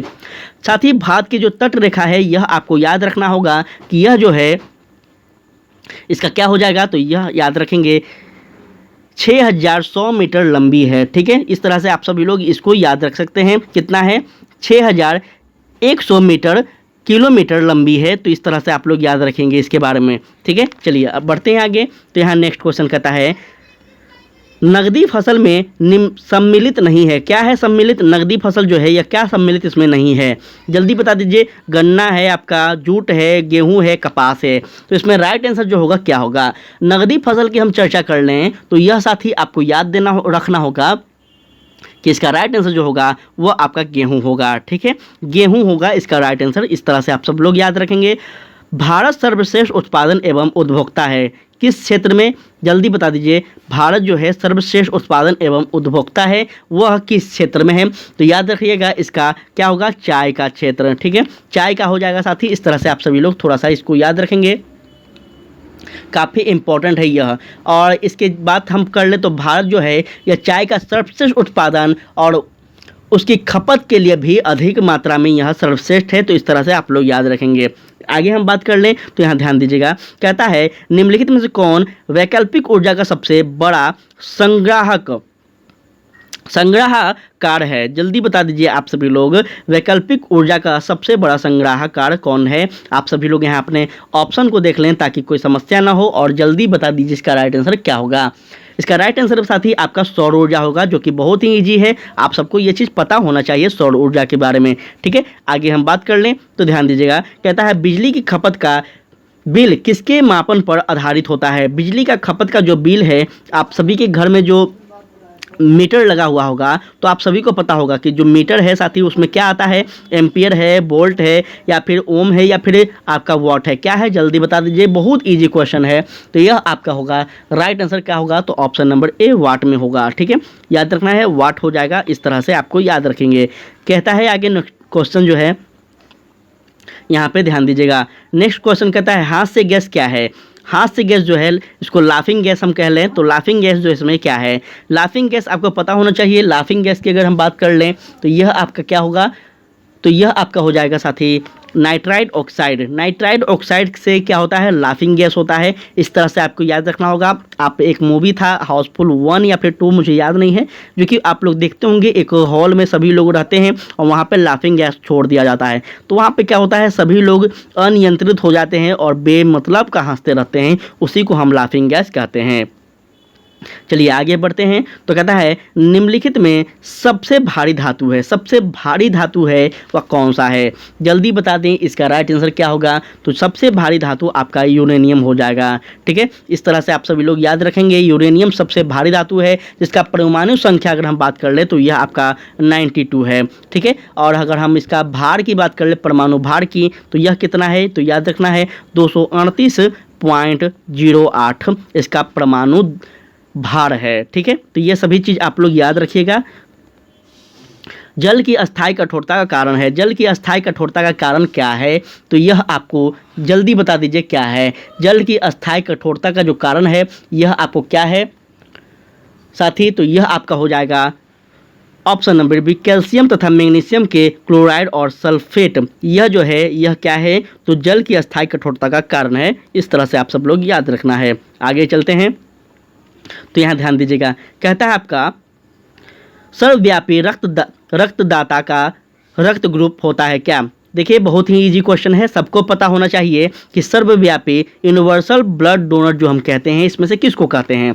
जल्दी बता दीजिए इसका राइट आंसर क्या होगा। तो साथी यह आपका ओ होगा। ओ पॉजिटिव जो होता है यह सभी को ब्लड दे सकता है, तो इसलिए इस ब्लड ग्रुप को हम क्या कहते हैं, यूनिवर्सल ब्लड कहते हैं। ठीक है, आगे चलिए। वर्तमान प्रमाण के अनुसार पृथ्वी पर जीव का उद्गम हुआ है, लगभग कब हुआ है। वर्तमान प्रमाण के अनुसार जो पृथ्वी पर जीवों का उत्पत्ति हुई है यह कब हुई है, जल्दी बता दें इसका राइट आंसर क्या होगा। इसका राइट आंसर क्या होगा जल्दी से आप सभी लोग बताएं। तो यह आपका हो जाएगा ऑप्शन नंबर कौन सा साथी, तो याद रखना है सी होगा। ठीक है, आपका ऑप्शन नंबर सी हो जाएगा। इस तरह से आप सब लोग इसके बारे में याद रखेंगे। हम अगर बात कर लें यहाँ पे, तो वर्तमान प्रमाण के अनुसार पृथ्वी पर जीवों की उत्पत्ति लगभग 2 लाख वर्ष पूर्व हुई है और पृथ्वी पर सर्वप्रथम सूक्ष्म जीव प्रोटोजोआ, शैवाल आदि ये सभी थे। छोटे छोटे जीव जो थे इसको हम कहते हैं सूक्ष्म जीव। तो यही सब का वर्तमान में शुरुआत में इसका उद्भव हुआ था। आगे हम बढ़ते हैं, तो यहाँ ध्यान दीजिएगा, कहता है सबसे लंबा जीवित वृक्ष है कौन सा है, सबसे लंबा जीवित वृक्ष इसमें से जल्दी बता दीजिए इसका राइट आंसर क्या होगा। तो यह आपका हो जाएगा ऑप्शन नंबर कौन सा, जल्दी बता दें। इसका राइट आंसर हो जाएगा आपका ऑप्शन नंबर बी साथी, शिकागो जो होगा क्या। ठीक है, सिकोआ जो होगा साथी यह क्या है, तो सबसे लंबा जीवित वृक्ष है। चलिए इस पर हम थोड़ा बता देते हैं आपको इसके बारे में। तो याद रखेंगे कि संसार का सबसे लंबा वृक्ष सिकोआ है। यह नवजीवी पौधा होता है। इसको क्या कहते हैं, तो इसको नवजीवी पौधा कहते हैं, जबकि देवदार पहाड़ी क्षेत्र में यह पाए जाने वाले वृक्ष है। ठीक है, तो इस तरह से आप लोग इसके बारे में याद रखेंगे। ये देवदार जो है यह कोई वृक्ष नहीं है, यह पहाड़ी का नाम है। ठीक है, चलिए आगे हम बढ़ते हैं, तो यहाँ ध्यान दीजिएगा, कहता है किस वनस्पति खाद्य पादप में अधिकतम प्रोटीन होता है। किस वनस्पति खाद्य पादप में अधिकतम प्रोटीन होता है, जल्दी बता दीजिए इसका राइट आंसर क्या होगा। इसका राइट आंसर हो जाएगा आपका ऑप्शन नंबर, जल्दी बता दें क्या, तो यह होगा आपका साथी सोयाबीन। आपको पता होना चाहिए कि सोयाबीन जो है इसमें सबसे अधिक मात्रा में प्रोटीन होते हैं। तो इस तरह से आप लोग इसको याद रखेंगे, काफ़ी इंपॉर्टेंट है। चलिए आगे हम बढ़ते हैं।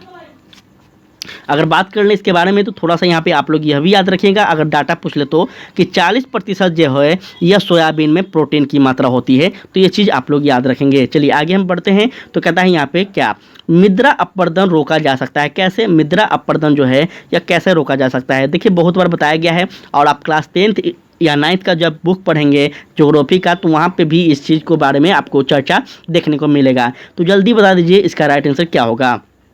ऑप्शन आपको दिखा देते हैं ताकि आपको कोई प्रॉब्लम ना हो। तो यहाँ देख लीजिए और अपना आंसर जो है वो आप लोग दे दीजिए। इसका राइट आंसर होगा साथी आपका क्या, तो वन रोपण द्वारा। ठीक है, वन रोपण द्वारा जो है यह मृदा का क्या होगा, अपरदन से रोका जा सकता है, बचा जा सकता है। ठीक है, चलिए आगे हम बढ़ते हैं। तो कहता है ध्यान दीजिएगा नेक्स्ट क्वेश्चन, कि 17वीं शताब्दी में बिहार में सोने की खानें कहाँ कहाँ स्थित थी। देखिए बहुत ही बेहतरीन प्रश्न है। 17वीं शताब्दी के समय की बात की जा रही है कि सोने की जो खान थी बिहार में कहाँ कहाँ थी। क्या हो जाएगा इसका राइट आंसर, आप लोग जल्दी से इसका आंसर कर दीजिए। तो यह आपका हो जाएगा साथी पटना में। क्यों पटना में, कैसे हो जाएगा, ध्यान से समझिएगा। वर्ष हम कहाँ की बात कर लेते हैं, तो याद रखेंगे है आपका 1585-86 की हम बात कर लें। इस समय अंग्रेज यात्री रॉल्फ फिंच ने अपने पटना दौरे के क्रम में लिखा है कि यहाँ के लोग जमीन खोदकर सोने की खोज करते हैं। ठीक है, किसके द्वारा लिखा गया है, तो एक अंग्रेजी यात्री था रॉल्फ फिंच, यही बताता है। तो इसके अनुसार पटना हो जाएगा। ठीक है, वैसे पटना वास्तविक में ऐसा था कि नहीं था ये हम लोग उतना डिटेल में नहीं जानते हैं, लेकिन इस व्यक्ति के द्वारा बताया गया है, तो यहाँ पे हम लोग याद रखना होगा। कहता है बिहार में गौ हत्या रोकने के लिए गौरक्षणी सभाओं की स्थापना किस वर्ष हुई थी? बिहार में गौ हत्या को रोकने के लिए गौरक्षणी जो सभाएं हैं यह किस वर्ष की गई थी स्थापना इसकी? तो याद रखना है आप सभी को कि इसका जो राइट आंसर होगा वो क्या हो जाएगा, तो आपका ऑप्शन नंबर हो जाएगा साथी यहाँ पे वर्ष 1882 में। ठीक है, याद रखिएगा वर्ष 1882 में जो हुआ था इस चीज़ को आप सभी लोग, अगर हम इसके बारे में थोड़ा चर्चा भी कर लें तो याद रखना है बिहार में गौ हत्या रोकने के लिए 1882 में गौरक्षणी सभाओं की स्थापना की गई थी, जो कि आपके लिए बेहतरीन है, याद रखेंगे। किस वर्ष उड़ीसा बिहार से पृथक हुआ था? बहुत ईजी क्वेश्चन है। बिहार से उड़ीसा जो पृथक हुआ था कब हुआ था, जल्दी बताएं। तो यह आपका हुआ था साथी 1936 में। ठीक है, 1936 में हुआ था, याद रखेंगे। 1936 में कब हुआ था पूरा डिटेल में अगर बात कर ले तो 1 अप्रैल वर्ष 1936 में बिहार से उड़ीसा प्रांत को अलग किया जाता है और बिहार का तीसरा विभाजन यहाँ पे होता है आपका 15 नवंबर वर्ष 2000 ईस्वी को, जो कि लास्ट यह विभाजन था बिहार और झारखंड का। तो ये दोनों चीज़ आप लोग याद रखना है। चलिए उसके बाद आपका कहता है यहाँ पे भारत की प्रमुख खाद्य फसल है कौन? भारत की जो प्रमुख खाद्य फसल है यह इसमें से कौन सी है, जल्दी बता दीजिए, जल्दी बता दीजिए। इसमें से राइट आंसर इसका क्या होगा? तो यह आपका हो जाएगा ऑप्शन नंबर बी, चावल। ठीक है, चलिए आगे हम बढ़ते हैं तो ध्यान दीजिएगा। कहता है अंत्योदय कार्यक्रम का उद्देश्य क्या है? अंत्योदय कार्यक्रम का जो उद्देश्य है क्या है, इसका राइट आंसर आप लोग बता दीजिए जल्दी जल्दी। तो यह हो जाएगा आपका साथी गरीब में सबसे गरीब की सहायता करना जो है यह अंत्योदय परियोजना का उद्देश्य है। अगर हम बात कर ले अंत्योदय के बारे में तो यहाँ ध्यान दीजिएगा, अंत्योदय का मतलब होता है अंत उदय का मतलब की बात कर ले तो कार्यक्रम का उद्देश्य गरीबों में सबसे गरीब की सहायता करना है। और इस योजना का प्रारंभ जो हुआ था यह आपका वर्ष 1977-78 के आसपास होता है, जो कि बहुत ही इंपॉर्टेंट है, याद रखेंगे। चलिए उसके बाद हम बात कर ले, यहाँ ध्यान दीजिएगा। कहता है यहाँ पे नेक्स्ट क्वेश्चन आपका, निम्नलिखित स्रोतों में किसने भारत सबसे अधिक विद्युत प्राप्त किया है? निम्नलिखित स्रोतों में किसने भारत सबसे अधिक विद्युत प्राप्त किया है? जल्दी बता दें, इसका राइट आंसर क्या हो जाएगा? यह हो जाएगा आपका ऑप्शन नंबर बी, क्या होगा? तापिये। ठीक है, इस तरह से आप लोग याद रखेंगे तापिये के बारे में। अगर हम इस पे बात कर ले यहाँ पे थोड़ा सा याद रखेंगे क्योंकि ये डाटा इंपॉर्टेंट है। इकोनॉमिक्स में डाटा ही बहुत ही इंपॉर्टेंट होता है हर चीज़ का। तो भारत में सर्वाधिक जो कि 72% हिस्सा तापीय विद्युत और 25% हिस्सा जल विद्युत, 3% हिस्सा आपका नाभिकीय पवन, ये सभी चीज़ जो हैं इसका योगदान था, इसका प्राप्त किया गया था, जो कि आप लोग याद रखेंगे। भारतीय रुपये की विनिमय का निर्धारित होती है, भारतीय रुपये की विनिमय दर जो है निर्धारित होती है, कैसे होती है जल्दी बता दीजिए, या किसके आधार पर होती है? जल्दी से इसका आंसर कर दें। तो यह आपका होगा ऑप्शन नंबर क्या साथ ही कुछ चयनित मुद्राओं के स्तंभ में। ठीक है, समझिएगा यहाँ पे थोड़ा सा इकोनॉमिक्स का प्रश्न है तो हम हर चीज़ को आपको बताते चलेंगे ताकि कोई प्रॉब्लम ना हो। भारतीय रुपये के विनिमय दर कुछ चयनित मुद्रा के द्वारा होता है, जिसमें हम बात कर लें तो आपका डॉलर हो गया, यूरो हो गया, पाउंड हो गया, ये सभी जो है इसके आधार पर होता है। ठीक है, अभी वर्तमान में डॉलर के मुताबिक भारतीय रुपया कितना है ये आप बताइएगा कमेंट में। चलिए आगे हम बढ़ते हैं तो कहता है जीवन बीमा निगम का एक उदाहरण है, किसका है? जीवन बीमा निगम जो है यह एक उदाहरण है, किसका? जल्दी से बता दें। तो इसका राइट आंसर हो जाएगा आपका ऑप्शन नंबर सी, क्या है? निवेश बैंक का। ठीक है, निवेश बैंक का एक उदाहरण है, इस तरह से आप लोग याद रखना है। नीचे 2 व्यक्ति दिए गए हैं जिसमें एक कथन और कथन दूसरा है, जल्दी से बता दीजिए क्या है कथन। यहाँ पे हम स्टेटमेंट को पढ़ लेते हैं। पहला है समेकित ग्रामीण विकास कार्यक्रम जैसे अन्य कार्यक्रम को उत्पत्ति सफलता नहीं मिली जितना आशा की जाती है। आगे हम बढ़ते हैं तो नेक्स्ट रीजन कह रहा है क्या, यहाँ देखते हैं केंद्रीकृत ढांचे के कारण कार्यान्वयन अपर्याप्त रहा है। चलिए हम अब बात कर लेते हैं कि इसमें राइट आंसर क्या होगा। दोनों स्टेटमेंट आई होप कि आप सभी लोग पढ़ चुके होंगे। अब आप लोग बता दीजिए कि इसका राइट आंसर जो है क्या हो जाएगा। इसका राइट आंसर क्या हो जाएगा जल्दी बता दीजिए आप सभी लोग। तो यह आपका हो जाएगा साथियों ऑप्शन नंबर सी। ठीक है, क्या हो जाएगा? कथन ए जो है यह सत्य है परंतु आर जो है यह असत्य है। इस तरह से आप सब लोग इसको याद रखेंगे, स्टेटमेंट को अच्छे से पढ़ लीजिएगा। हम बात कर ले आगे तो कहता है भारत में सबसे प्राचीन वृहद स्तरीय उद्योग है, क्या है इसमें जल्दी बता दीजिए, जल्दी बता दीजिए। भारत में सबसे प्राचीन वृहद स्तरीय उद्योग जो है यह आपका इसमें से क्या है साथी? तो याद रखना है इसमें आपका हो जाएगा कपास। ठीक है, क्या हो जाएगा? कपास हो जाएगा। चलिए बात कर लेते हैं कपास के बारे में क्योंकि यह बहुत प्राचीनतम और उपयोगी है। तो यहाँ ध्यान दीजिएगा साथी कि प्राचीन काल में भारत में कपास का उत्पादन होने के कारण भारत का सबसे प्राचीन वृहद स्तरीय उद्योग कपास रहा था। ठीक है, जो कि आपका 1818 ईस्वी में हम बात कर लें तो प्रथम कपड़ा मिल की स्थापना कलकत्ता में की गई थी। तो यह भी आपको यहाँ पे याद रखना होगा कपास के क्षेत्र में। आगे चलते हैं तो कहता है भारतीय संविधान को अपनाया गया था। भारतीय संविधान को कब अपनाया गया था और किसके द्वारा, तो याद रखेंगे साथी। यह तो सबसे पहले आपको भारतीय संविधान है तो जरूरी जाहिर सी बात है कि संवैधानिक सभा के द्वारा अपनाया जाएगा।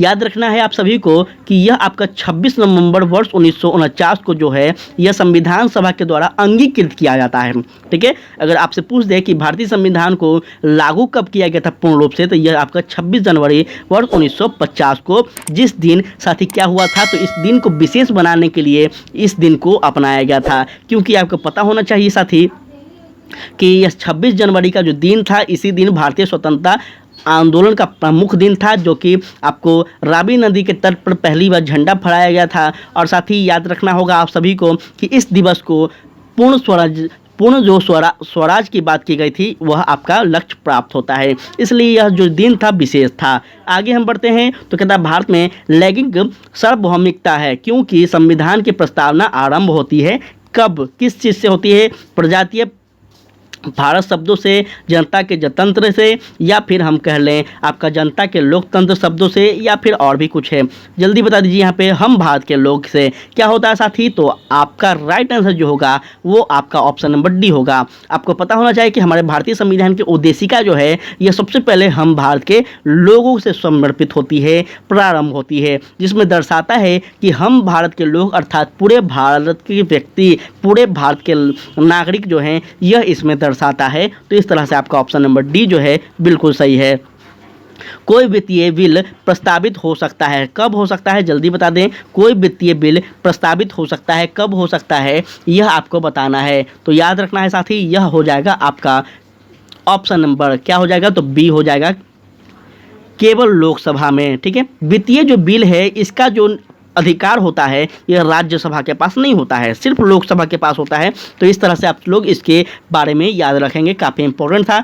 हम बात कर ले अगर इसके बारे में साथी, तो याद रखिएगा कि यह जो है राष्ट्रपति की पूर्व सहमति आवश्यक है और इसका उल्लेख संविधान के अनुच्छेद 110 में हमें मिलती है। तो ये सभी चीज़ आप लोग याद रखेंगे। आपसे पूछ देगा कि भारतीय संविधान के किस अनुच्छेद में वित्तीय बिल के बारे में या फिर वित्तीय संबंधों के बारे में संसद को अधिकार है, तो याद रखना है साथी 110। आगे चलते हैं, कहता है भारतीय नागरिक के मौलिक अधिकारों का वर्णन है, किसमें है, भारतीय नागरिकों के मौलिक अधिकारों का जो वर्णन है, यह जाहिर सी बात है बहुत इजी क्वेश्चन है आपका, यह बहुत ही इजी क्वेश्चन है, बहुत इजी क्वेश्चन है कि साथ ही भारतीय संविधान के भाग 3 में कितना बार बताए हैं आप लोग, पुराना वाला वीडियो जाकर देखिए, पुराना वाला वीडियो आप लोग सिर्फ प्रैक्टिस सेट मेरा सारा देख लेंगे ना तो पूरा बीपीएससी आपका यूपीपीएससी सब कंप्लीट हो जाएगा सिलेबस, इतना आपको जीएस पढ़ाया गया है। तो आप लोग पुराना वाला जरूर देखिए साथी कि भारतीय संविधान के भाग 3 में अनुच्छेद 12 से 35 जो है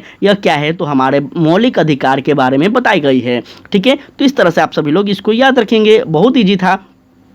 पंचायती राज विषय है, पंचायती राज जो विषय है किसका है, क्या वह सब समवर्ती सूची है, केंद्र सूची है, या फिर अवशिष्ट सूची है, या फिर राज्य सूची है, क्या है जल्दी बता दीजिए। पंचायती राज्य जो है यह आपको याद रखना है साथी, जो है ऑप्शन नंबर क्या होगा, तो यह राज्य की सूची पर है। ठीक है, पंचायतों में जो अगर बात की जाए तो यह किसका विषय है, राज्य है, राज्य इसमें निर्वाचन करवाती है, चुनाव करवाती है। तो इसका राइट आंसर क्या होगा, आपका option number C right answer होगा। ठीक है, और यह बताइए आपको कि सबसे पहले पंचायती राज्य को किस राज्य ने स्वीकार किया था, भारत के वह कौन राज्य थे जो कि इसको स्वीकार करते हैं, यह था आपका राजस्थान का नागौर गांव, जो कि सबसे पहले पंचायती राज लागू करता है। ठीक है, ये सभी बात आप लोग याद रखेंगे, काफ़ी इंपॉर्टेंट था। आगे चलते हैं, कहता है आपका भारतीय संविधान के निम्नलिखित अनुच्छेदों में कौन सा अनुच्छेद राज्य की सरकारों को ग्राम पंचायत को संगठित करने का निर्देश देता है। यह प्रश्न जो है बहुत ही बेहतर है, तो जल्दी बता दीजिए इसका राइट आंसर क्या होगा। यह आपका साथी आर्टिकल 40 जो है, अनुच्छेद 40 जो है, यह संविधान के अनुच्छेद 40 में राज्य के पंचायतों के लिए गठन का निर्देश किसको दिया गया है, तो राज्य सरकार के पास है। ठीक है, आगे चलते हैं तो ध्यान दीजिएगा, कहता है न्याय पूर्वावलोकन का अर्थ है यह कि सर्वोच्च न्यायालय क्या करे उसका, तो सर्वोच्च न्यायालय क्या करे जल्दी बता दीजिए, इसका राइट आंसर क्या होगा। इसका राइट आंसर जल्दी से आप लोग कर दीजिए, क्या हो जाएगा साथी, यह हो जाएगा आपका ऑप्शन नंबर डी। क्या होगा ऑप्शन नंबर डी, तो किसी भी राज्य के कानून को अवैध घोषित कर सकता है। ठीक है, इस तरह से थोड़ा सा यहाँ पे हम बात करेंगे, समझिएगा, क्योंकि इंपॉर्टेंट है, न्यायालय से संबंधित है और आपका पूछा जाएगा यहाँ क्वेश्चन। न्याय पूर्वावलोकन के तहत उच्चतम न्यायालय को संसद तथा राज्य विधान मंडल द्वारा बनाए गए कानूनों की समीक्षा या फिर अधिकार प्राप्त है और वह इन दोनों द्वारा बनाए गए किसी भी कानून को शून्य घोषित कर सकते हैं। तो इस तरह से आप लोग याद रखेंगे, यदि सुनिएगा, यदि उसके निर्माण में संवैधानिक प्रावधानों का उल्लंघन हुआ हो तब, अन्यथा नहीं। अगर सर्वोच्च न्यायालय को लगे, राष्ट्रपति को लगे ऐसा कि जो कानून बनाए गए हैं उसमें संविधानों का उल्लंघन हुआ है, खासकर हम बात कर लें तो सर्वोच्च न्यायालय के न्यायाधीश को लगे, तो साथ ही इसका राइट आंसर क्या होगा, आपका ऑप्शन नंबर डी बिल्कुल सही होगा। एक कल्याणकारी राज्य निर्देशक आदर्श बनता है। साथ ही जल्दी बता दीजिए, एक कल्याणकारी राज्य के निर्देशक आदर्श वर्णित है किसमें, तो साथ ही बहुत इजी क्वेश्चन है। देखिए, मुझे नहीं लगता कि आप लोग इसका आंसर को गलत कर रहे होंगे। इसका जो राइट आंसर होगा साथी वो क्या होगा, तो राज्य के नीति निर्देशक तत्वों में यह हमें बात बताई गई है, यह आप लोग याद रखेंगे। और यह आपको कमेंट में बताना है कि जो राज्य के नीति निर्देशक तत्व है साथी, जिसको हम DPSP कहते हैं, यह जो है यह भारतीय संविधान में कहाँ से ली गई है। ठीक है, और यह जो है यह किस अनुच्छेद से किस अनुच्छेद तक यहाँ पे वर्णित है भारतीय संविधान में, इतना कम से कम आप लोग बताइएगा, तभी आपको साथ ही अच्छा नॉलेज हो पाएगा। आगे हम बढ़ते हैं। देखिए, कुछ क्वेश्चन जो है आपके लिए हम छोड़ते हैं आधा अधूरा, वो इसलिए ताकि अगर आपको वह चीज़ पता हो तो बेहतर है, नहीं पता हो तो आप गूगल करेंगे और उसके बारे में थोड़ा जानकारी आप प्राप्त करेंगे, तो वहाँ पे एक चीज़ और आपका नॉलेज गेन होगा। ठीक है, देखिए, एग्ज़ाम चाहे छोटा हो या फिर बड़ा हो, कोई नहीं जानता है कि क्या क्वेश्चन पूछा जाएगा, तो जितना ज़्यादा हो सके आप लोग इन्फॉर्मेशन को गेन कीजिए, तभी आपका सिलेक्शन होगा साथी, अन्यथा नहीं होगा। ठीक है, कहता है लोकसभा का अध्यक्ष का निर्वाचन होता है किसके द्वारा, बहुत इजी क्वेश्चन है, जल्दी से बता दीजिए। लोकसभा के जो अध्यक्ष है इसका जो निर्वाचन होता है यह किसके द्वारा होता है, जल्दी बता दीजिए, जल्दी से बता दें। ये बहुत इजी क्वेश्चन है, इसका मुझे नहीं लगता कि आपको बताना चाहिए, फिर भी हम आपको ऑप्शन दिखा देते हैं ताकि कोई समस्या ना हो।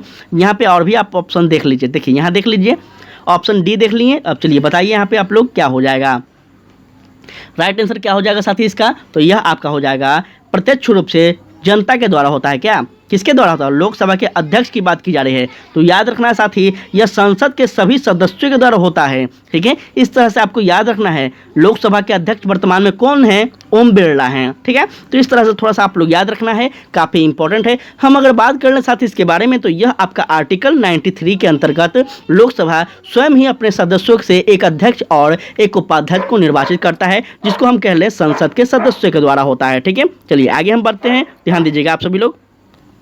चलिए ध्यान दीजिएगा साथी, नेक्स्ट जो आपका प्रश्न है यहाँ पे इंपॉर्टेंट है। कह रहा है भारत के राष्ट्रपति को उसके पद से हटाया जा सकता है, किसके द्वारा हटाया जा सकता है, जल्दी बता दीजिए।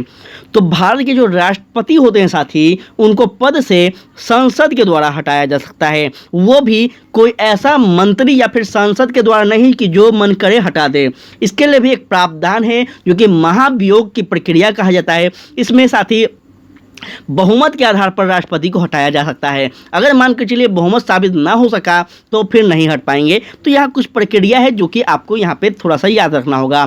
ठीक है, इस तरह से आप लोग याद रखेंगे। और यह जो प्रक्रिया है यहाँ पे वह किस अनुच्छेद के अंतर्गत आता है जो कि आपसे पूछ देगा। तो याद रखना है साथी, यह आपका अनुच्छेद जो है 61 के अंतर्गत आता है। ठीक है, राष्ट्रपति को हटाने का जो प्रक्रिया है यह आपका 61 के अंतर्गत आता है। और राष्ट्रपति का जो निर्वाचित है यह किस अनुच्छेद के अंतर्गत आता है, तो यह आपका अनुच्छेद 52 से प्रारंभ होता है। ठीक है, तो सब चीज़ याद रखेंगे, काफ़ी इंपॉर्टेंट था। आगे चलते हैं, तो कहता है ग्रीन पीस क्या है। अब बता दीजिए, मिसलेनियस वाला कुछ क्वेश्चंस हैं, तो जल्दी बता दीजिए ग्रीन पीस जो है साथी यह क्या है। यह आपको याद रखना है, यह पर्यावरण समर्थकों का एक अंतर्राष्ट्रीय संगठन है। ठीक है, चलिए इस पे हम बात कर लेते हैं क्योंकि इंपॉर्टेंट है पर्यावरण, जो कि आपके सिलेबस में है। 7 शिखर सम्मेलन की हम बात करते हैं। पहले एक सेकंड साथी, 7 शिखर सम्मेलन तो यहाँ नीचे में है ना, क्षमा चाहेंगे, चलिए यहाँ हम बात करते हैं। तो साथी यह जो आपका होगा राइट आंसर, यह आपका क्या हो जाएगा, तो ऑप्शन नंबर सी होगा, पर्यावरण समर्थकों का एवं राष्ट्रीय संगठन का। ठीक है, आगे चलते हैं।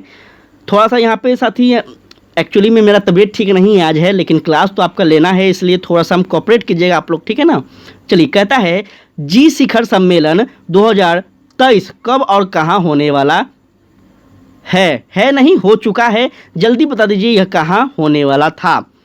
आप लोग सुने होंगे इसके बारे में अच्छी तरह से, तो जल्दी बता दीजिए इसका राइट आंसर क्या होगा।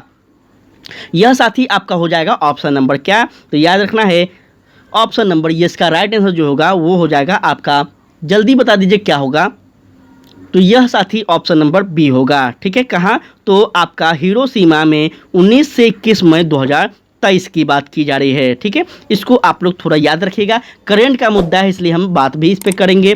ठीक है, थोड़ा सा यहाँ पे ध्यान दीजिएगा।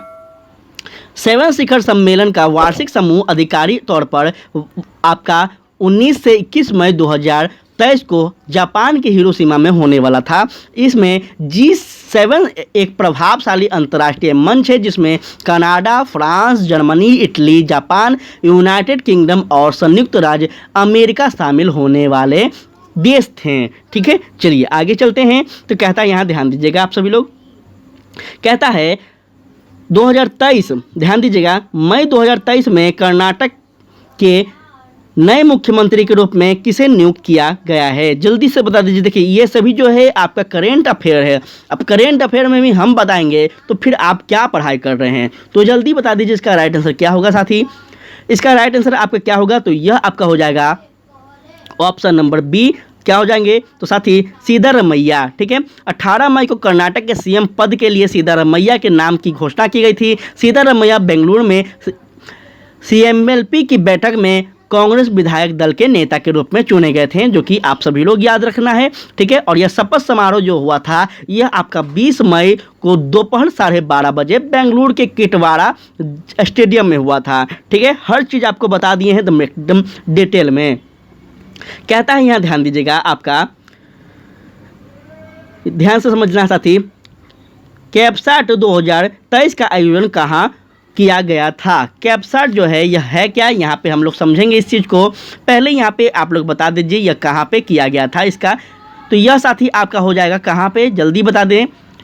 इसका राइट आंसर होगा जो आपका वो हो जाएगा आपका ऑप्शन नंबर साथी डी, दुबई में। कहाँ किया था, दुबई में हुआ था। चलिए अब इस पर हम बात कर लेते हैं। तो कैप्साट 2023 सामग्री निर्माण, उत्पादन, विवरण, डिजिटल मीडिया, उपकरण, संचार और आंतरिक प्रौद्योगिकी के लिए साथी आपका 16 मई को दुबई वर्ल्ड ट्रेड सेंटर में हुआ था, जो कि महत्वपूर्ण भारतीय उपस्थिति के साथ उद्योग के नेता जो आकर्षित किए गए थे। तो इस तरह से आप लोग इसको याद रखेंगे। और यह जो था आपका 29वें संस्करण में 6 भारतीय कंपनी को प्रदर्शन के रूप में प्रदर्शित किया गया था। सभी चीज़ आप लोग याद रखेंगे, काफ़ी इंपॉर्टेंट है। चलिए आगे चलते हैं। लोकसभा के अध्यक्ष कौन है, अभी हम जस्ट बताए हैं कौन है, ओम बिरला है, यह लोकसभा के अध्यक्ष हैं।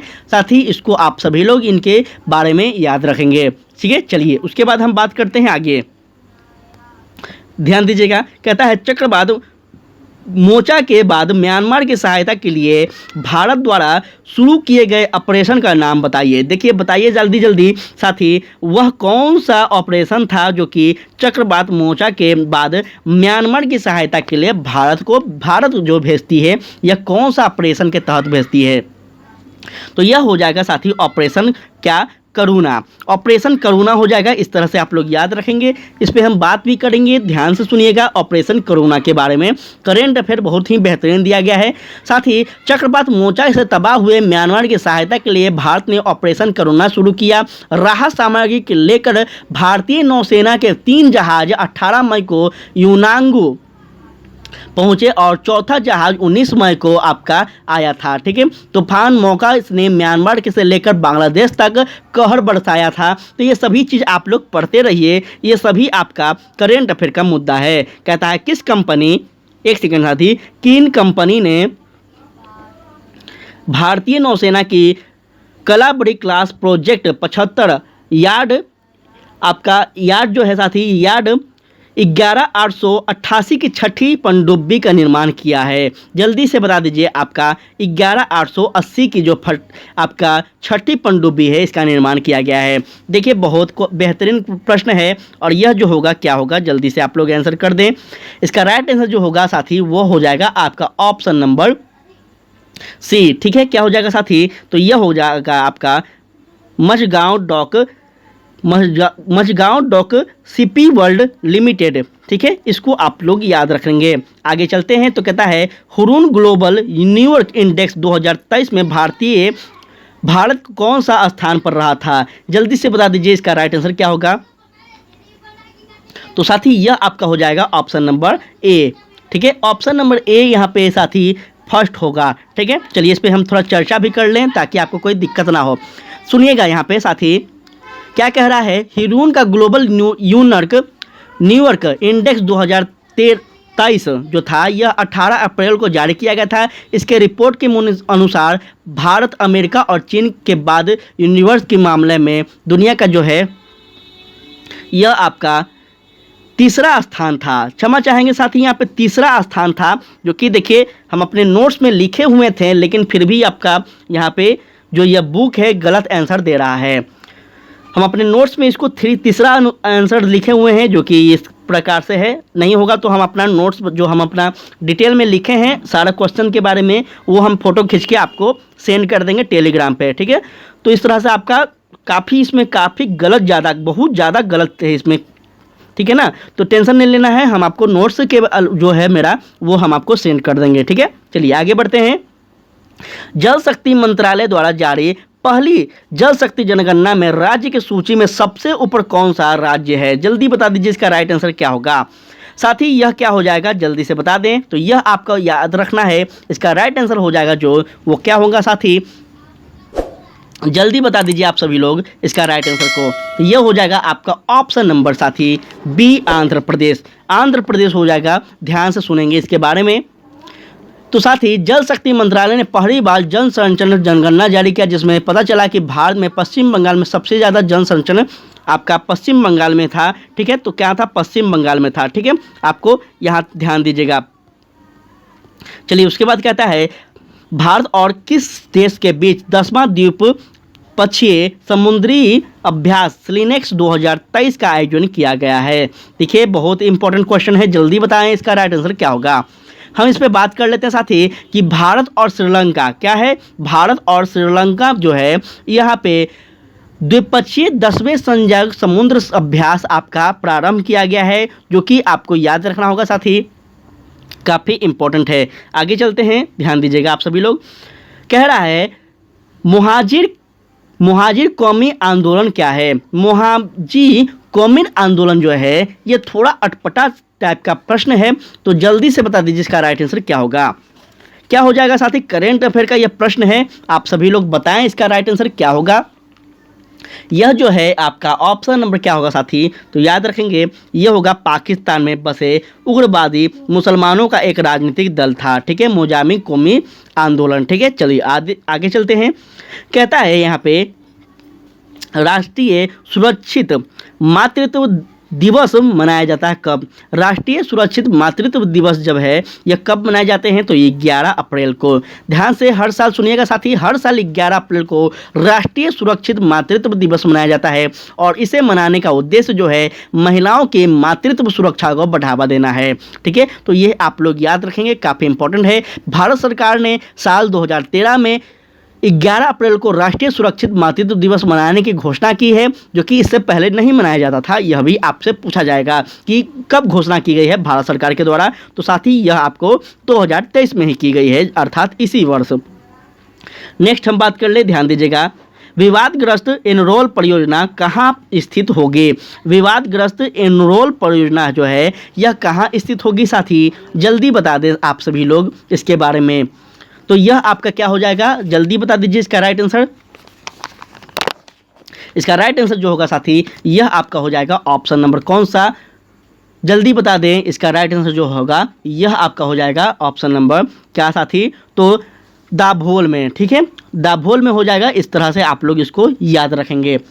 चलिए आगे चलते हैं। कहता है नासक क्या है? नासक क्या है जल्दी बता दीजिए। तो नासक जो है यह क्या है? यह आपका एक प्रकार का क्या है, यहाँ देख लीजिए पूरा ऑप्शन ताकि आपको कोई समस्या ना हो।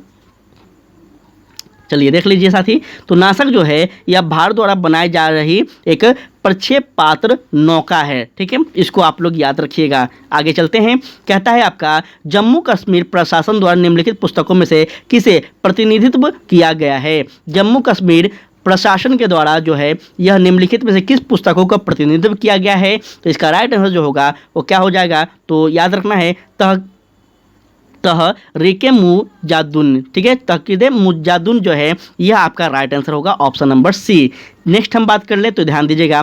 कहता है प्रति वर्ष 5 लाख भारतीय एक रोग से मरते हैं, इसकी पहचान कीजिए। किस रोग से वो मरते हैं? क्या आपका यहाँ पे एड्स है, कैंसर है, क्षय रोग है या फिर इन्फेलाइटिस है? इसका राइट आंसर क्या होगा जल्दी बताएं। यह हो जाएगा आपका ऑप्शन नंबर साथी सी, ठीक है, कैंसर से मरते हैं, ठीक है। 5% लोग जो है ये भारतीय, यह जो है 5% नहीं, 5 लाख भारतीय जो हैं यह आपका प्रति वर्ष कैंसर से मरते हैं, जो कि डाटा इंपॉर्टेंट है, याद रखना है आप सभी को। आगे चलते हैं। कहता है निम्नलिखित देशों में से मानवाधिकार से गंभीर उल्लंघन का दोषी ठहराया गया है। निम्नलिखित देशों में से मानवाधिकार के गंभीर उल्लंघन का जो दोषी ठहराया गया है वह देश कौन सा बन गया है? साथी जल्दी बताएं। यह आपका हो जाएगा ऑप्शन नंबर क्या साथी? तो उपयुक्त में से कोई नहीं। क्या हो जाएगा? उपयुक्त में से कोई नहीं। ना ईरान, ना पाकिस्तान, ना तुर्की, कोई नहीं है। तो कौन बना है ये आप जरूर बताएं कमेंट में। एक प्रश्न आपके लिए छोड़कर जाते हैं। चलिए आगे बढ़ते हैं। तो कहता है निम्नलिखित देशों में से किसने यूरोपीय समुदाय के लिए एकल मुद्रा के प्रस्ताव का सबसे सशक्त विरोध किया था? जल्दी बता दीजिए। मुद्रा के प्रस्ताव के लिए इसमें से सबसे सशक्त विरोध जो करने वाला था कौन था? जल्दी बताएं। तो यह आपका हो जाएगा ऑप्शन नंबर क्या हो जाएगा? तो याद रखना है इंग्लैंड, ठीक है, इंग्लैंड हो जाएगा, जो कि आपको याद रखना है। चलिए उसके बाद कहता है यहाँ पे कि उत्तर प्रदेश के राज्यपाल ने विधानसभा के सत्र आयोजन के लिए इसके अध्यक्ष को निर्देशित किया। ऐसा करने में उन अधिकारियों का उपयोग कर रहे थे जो कि उनके पक्ष में निहित थे। यह आज जो है आर्टिकल किस अनुच्छेद के अंतर्गत आएगा यह आपको बताना है। जल्दी बता दें इसका राइट आंसर क्या होगा। साथ ही इसका राइट आंसर आपका हो जाएगा ऑप्शन नंबर क्या? तो अनुच्छेद 175 के द्वारा, ठीक है, 175 के द्वारा याद रखेंगे। साथ ही उत्तर प्रदेश के राज्यपाल ने विधानसभा के सत्र आयोजन के लिए उसके अध्यक्ष को निर्देशित किया था। यह किसके अंतर्गत? तो 175 के अंतर्गत। चलिए आगे बढ़ते हैं। कहता है क्या है आपका? तो कहता है साथी विश्व हेमोफीलिया दिवस मनाया जाता है। विश्व हेमोफीलिया जो दिवस है यह कब मनाया जाता है? जल्दी बता दीजिए। पहले हम बात कर ले इसके बारे में साथी। तो यह आपका 17 अप्रैल को मनाया जाता है। याद रखेंगे वर्ल्ड फेडरेशन ऑफ हेमोफिलिया द्वारा हर साल आपका 17 अप्रैल को विश्व हेमोफीलिया दिवस मनाया जाता है। और यह हेमोफीलिया अन्य रक्तस्राव विकारों के लिए जागरूकता फैलाने का हर दिन एक कार्य करता है, जो कि आपको याद रखना होगा। चलिए बढ़ते हैं आगे। तो यहाँ ध्यान दीजिएगा। कहता है आपका, ध्यान से सुनिएगा। कहता है स्वच्छ नोट नीति के तहत किस नोट को वापस लेने का निर्णय लिया गया है? स्वच्छ नोट नीति के तहत करेंट अफेयर का मुद्दा है और हाल ही में एक भारतीय नोट जो है उसका बदलाव भी किया गया है। तो उम्मीद है कि आप सभी को यह पता होगा, ये सभी को पता होगा। तो जल्दी बता दें इसका राइट आंसर क्या होगा। यह आपका हो जाएगा साथी ऑप्शन नंबर कौन सा है? तो 2000 रुपये का जो नोट है आपका, यह क्या है? तो यह स्वच्छ नोट नीति के तहत वापस लेने की प्रक्रिया का निर्णय लिया गया है, जो कि आपको याद रखना है, ठीक है। ये कब हुआ था? भारतीय रिजर्व बैंक ने लोगों को 30 अप्रैल वर्ष 2030 तक इस नोटों को बदलने की सलाह दी है, जो कि अभी आने वाला समय इसमें बाकी है। अगर आप सभी के पास 2000 के नोट है तो आप लोग फटाफट बदल लें। चलिए चलते हैं आगे। तो ध्यान दीजिएगा। कहता है नौसेना के कौन से जहाज तैरते हुए, भारतीय नौसेना के कौन से जहाज तैरते हुए प्रशिक्षण के लिए सऊदी कैडेटों की मेजबानी कर रहे हैं? यहाँ पे आप लोग देख लीजिए ऑप्शन, ताकि समस्या ना हो और आप लोग अपना आंसर दीजिए। यहाँ पे आंसर दीजिए साथी। क्या हो जाएगा यहाँ पे? तो यह हो जाएगा आपका ऑप्शन नंबर, जल्दी से बता दीजिए क्या हो जाएगा। तो यह आपको याद रखना है। पहले हम इस पे बात कर लेते हैं कि भारतीय नौसेना की अगर हम बात कर ले साथी यहाँ पे, तो भारतीय नौसेना और रॉयल सऊदी नौसेना बल के बीच सहयोग हुआ था।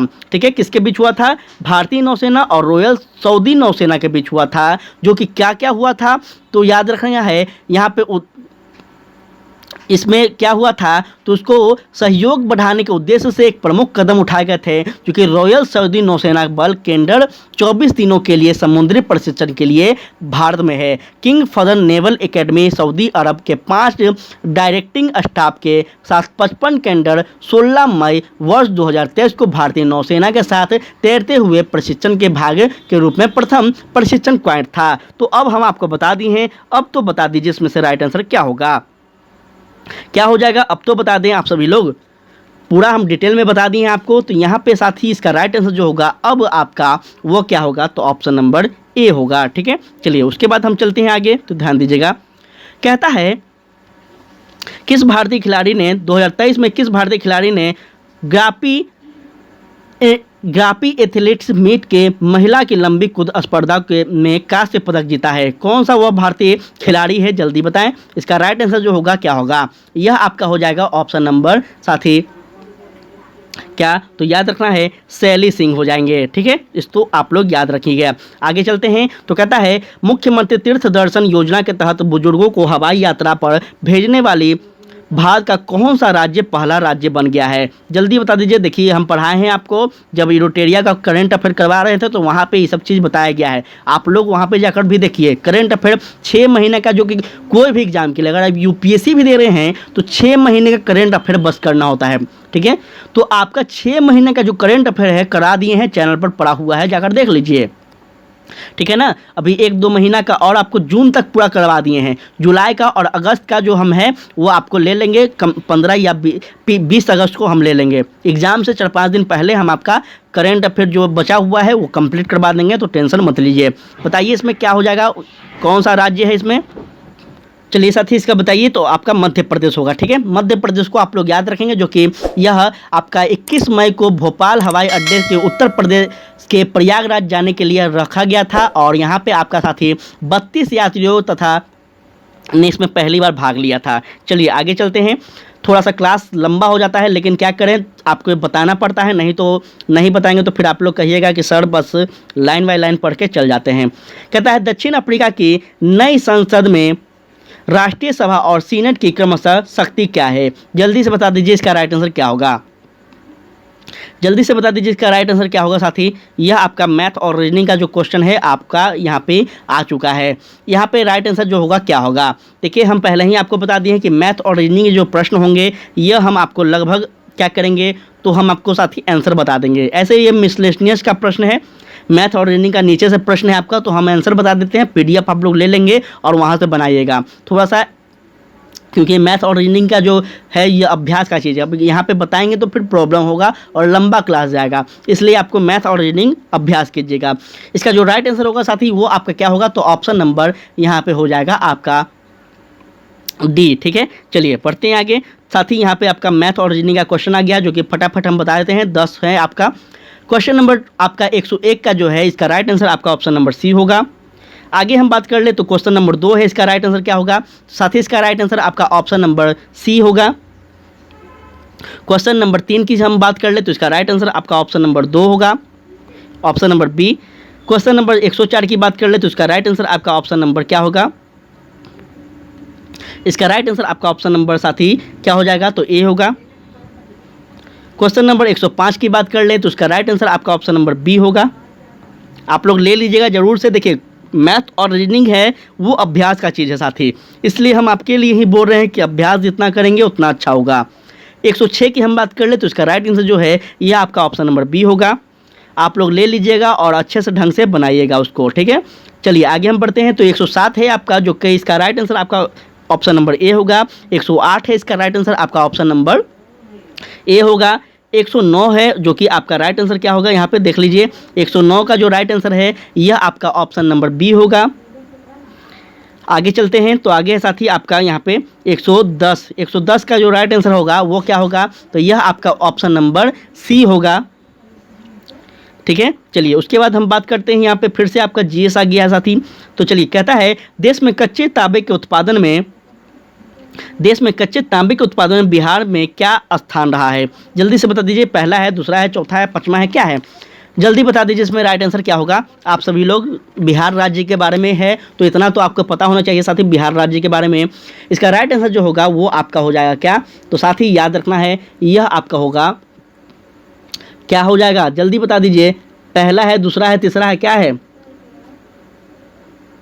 इसका राइट आंसर जो होगा साथी यह आपका हो जाएगा ऑप्शन नंबर ए। ठीक है, क्या है? पहला है। ठीक है, लेकिन मुझे नहीं लगता है पहला होना चाहिए। थोड़ा सा यहाँ पे आप लोग गूगल कर लीजिएगा एक बार, ठीक है ना, इसको गूगल कर लीजिएगा। देश में कच्चे तांबे के उत्पादन में बिहार राज्य का जो स्थान है पहला नहीं होगा, क्योंकि खनिज संसाधन तो यहाँ है ही नहीं, तो पहला कैसे होगा? थोड़ा सा इसको आप लोग देख लीजिएगा। इस प्रश्न का उत्तर जो है यह हम भी सही नहीं कर पाए हैं, तो आप लोग देख लीजिएगा थोड़ा सा, हम पूरा कंप्लीट यह प्रश्न का उत्तर नहीं आपको सही कह सकते हैं। ठीक है, आगे चलते हैं। तो कहता है बिहार का कुल भौगोलिक क्षेत्रफल है। देखिए ये बहुत ही इजी क्वेश्चन है, ये बहुत इजी क्वेश्चन है, तो जल्दी बताएं इसका राइट आंसर क्या होगा। साथ ही यह आपका बिहार का अगर हम बात कर ले तो इसका कुल भौगोलिक क्षेत्रफल जो है यह क्या हो जाएगा? आप लोग जल्दी बता दीजिए। यह हम बात कर ले तो यहाँ डिटेल में हम आपको बता रहे हैं, सुन लीजिएगा। देखिए साथ ही अविभाजित बिहार का अगर हम कुल बात कर लें तो यह भौगोलिक क्षेत्र आपका कितना हो जाएगा साथ ही? तो यह होगा आपका 1,73,877 वर्ग किलोमीटर हो जाएगा। ठीक है, जो कि आपको यहाँ पे देखना होगा। चलिए यहाँ पे आपका ऑप्शन दिखा देते हैं ताकि यहाँ पे क्या होगा साथी आपका डी इसको सही होगा। ठीक है, चलिए आगे हम बढ़ते हैं। तो कहता है आपका निम्नलिखित नदियों में कौन बिहार में गंगा से मिलती है? बहुत ईजी क्वेश्चन है। गंगा से जो मिलने वाली नदी है इसमें कौन है? जल्दी बताएं। तो इसका राइट आंसर क्या होगा? जल्दी बताएं। गंडक। गंडक जो है यह आपका नेपाल से सोनपुर के निकट गंगा में मिलती है साथी, और सोन नदी जो है पटना के निकट गंगा में मिलती है। और आपका पुनपुन जो है यह कहाँ है? तो पुनपुन जो है फतुआ में है, जो कि यहाँ पे गंगा में मिलती है। तो सभी जो है ये एक तरह से गंगा में मिलने वाले ही नदियाँ हैं, तो इस तरह से आप लोग इसको याद रखेंगे। कौन हो जाएगा आपका ऑप्शन नंबर साथी ए, और 1, 2 और क्या हो जाएगा? 4 हो जाएगा। ठीक है, 1, 2 और 4 आपका ऑप्शन नंबर बी इसका राइट आंसर होगा। चलिए उसके बाद कहते हैं विश्व का सर्वोत्तम खनिज अभ्रक प्राप्त होता है कहाँ? विश्व की बात की जा रही है, ध्यान से समझिएगा, भारत की नहीं विश्व की। विश्व में सर्वोत्तम अभ्रक जो है यह कहाँ होता है? तो याद रखेंगे साथी यह आपका झारखंड में होता है। झारखंड में भी कहाँ? तो धनबाद में होता है, जो कि आपको याद रखना होगा धनबाद के बारे में। ठीक है साथी, नहीं धनबाद में नहीं होता है, धनबाद में नहीं, यहाँ पे क्या हो जाएगा? कोडरमा हो जाएगा। कोडरमा के कहाँ होता है? तो कोडरमा में आपका गिरिडीह में होता है। गिरिडीह में कहाँ होता है? तो साथी आपका याद रखना है यहाँ पे आपको इस चीज़ के बारे में। ठीक है, तो थोड़ा सा यहाँ याद रखेंगे, जो कि यहाँ पे आपका ऑप्शन जो है यहाँ नहीं दिया गया है। वही हम समझे कि झारखंड तो आपका धनबाद भी, हजारीबाग भी आता है, तो इस तरह से आपको याद रखना है साथी। इसका राइट आंसर जो होगा, चलिए बढ़ते हैं आगे। तो कहता है नीचे दिए गए आपका स्टेटमेंट है, चलिए देख लेते हैं स्टेटमेंट क्या कहता है। पहला, दक्षिण बिहार उत्तरी बिहार की अपेक्षा अधिक विकसित है, पहला स्टेटमेंट है। दूसरा कह रहा है दक्षिण बिहार में उद्योगों का विकास हुआ है। अब हम लोग देख लेते हैं कौन सा स्टेटमेंट आपका सही है।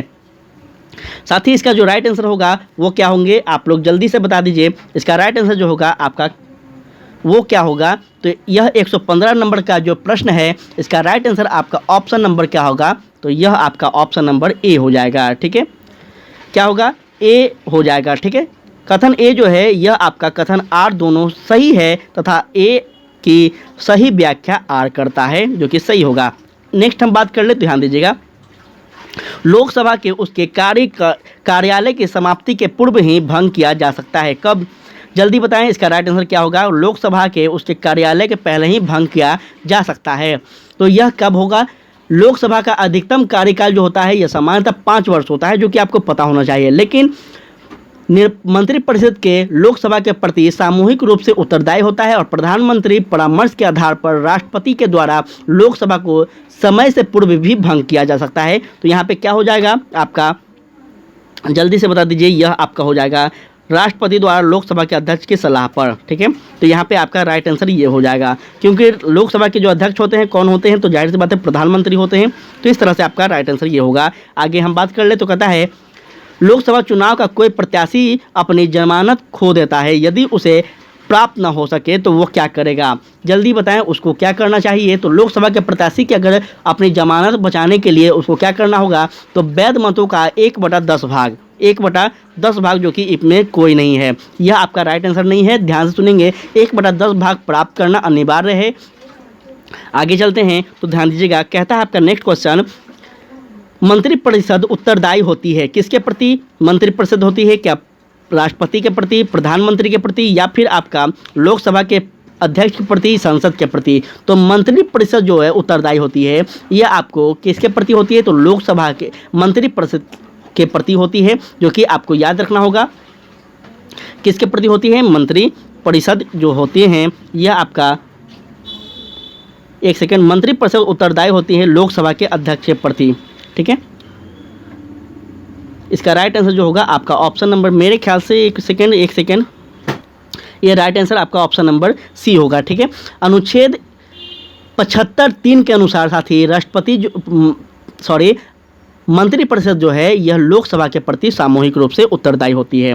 आगे चलते हैं, नेक्स्ट प्रश्न आपका कहता है यहाँ पे क्या, ध्यान दीजिएगा। कहता है वर्तमान लोकसभा में प्रत्येक राज्य के लिए स्थानों का आवंटन आधारित है, कितना है जल्दी बताएं, और किस आधार पर है? तो याद रखना है, यह आपका जो होगा यह क्या हो जाएगा साथी, जल्दी बता दीजिए इसका राइट आंसर। ध्यान से सुनिएगा, मूल संविधान में अगर हम बात कर ले तो मूल भारतीय संविधान में लोकसभा में सीटों का जो निर्धारण प्रवर्तित जनगणना पर जिसके आंकड़े प्रकाशित हो गए हैं उसके आधारित पर हम 42वें संविधान संशोधन अधिनियम वर्ष 1976 के आधार पर अगर हम बात कर लें तो संशोधन करके निश्चित किया गया है कि सन 2000 ईस्वी के बाद होने वाली प्रथम जनगणना वर्ष 1971 की जनगणना की मानक रहेगी। तो आपका क्या हो जाएगा, 1971 की जनगणना पर इसका रहेगा, और यह कब तक लागू रहेगा? तो वर्ष 1926 तक।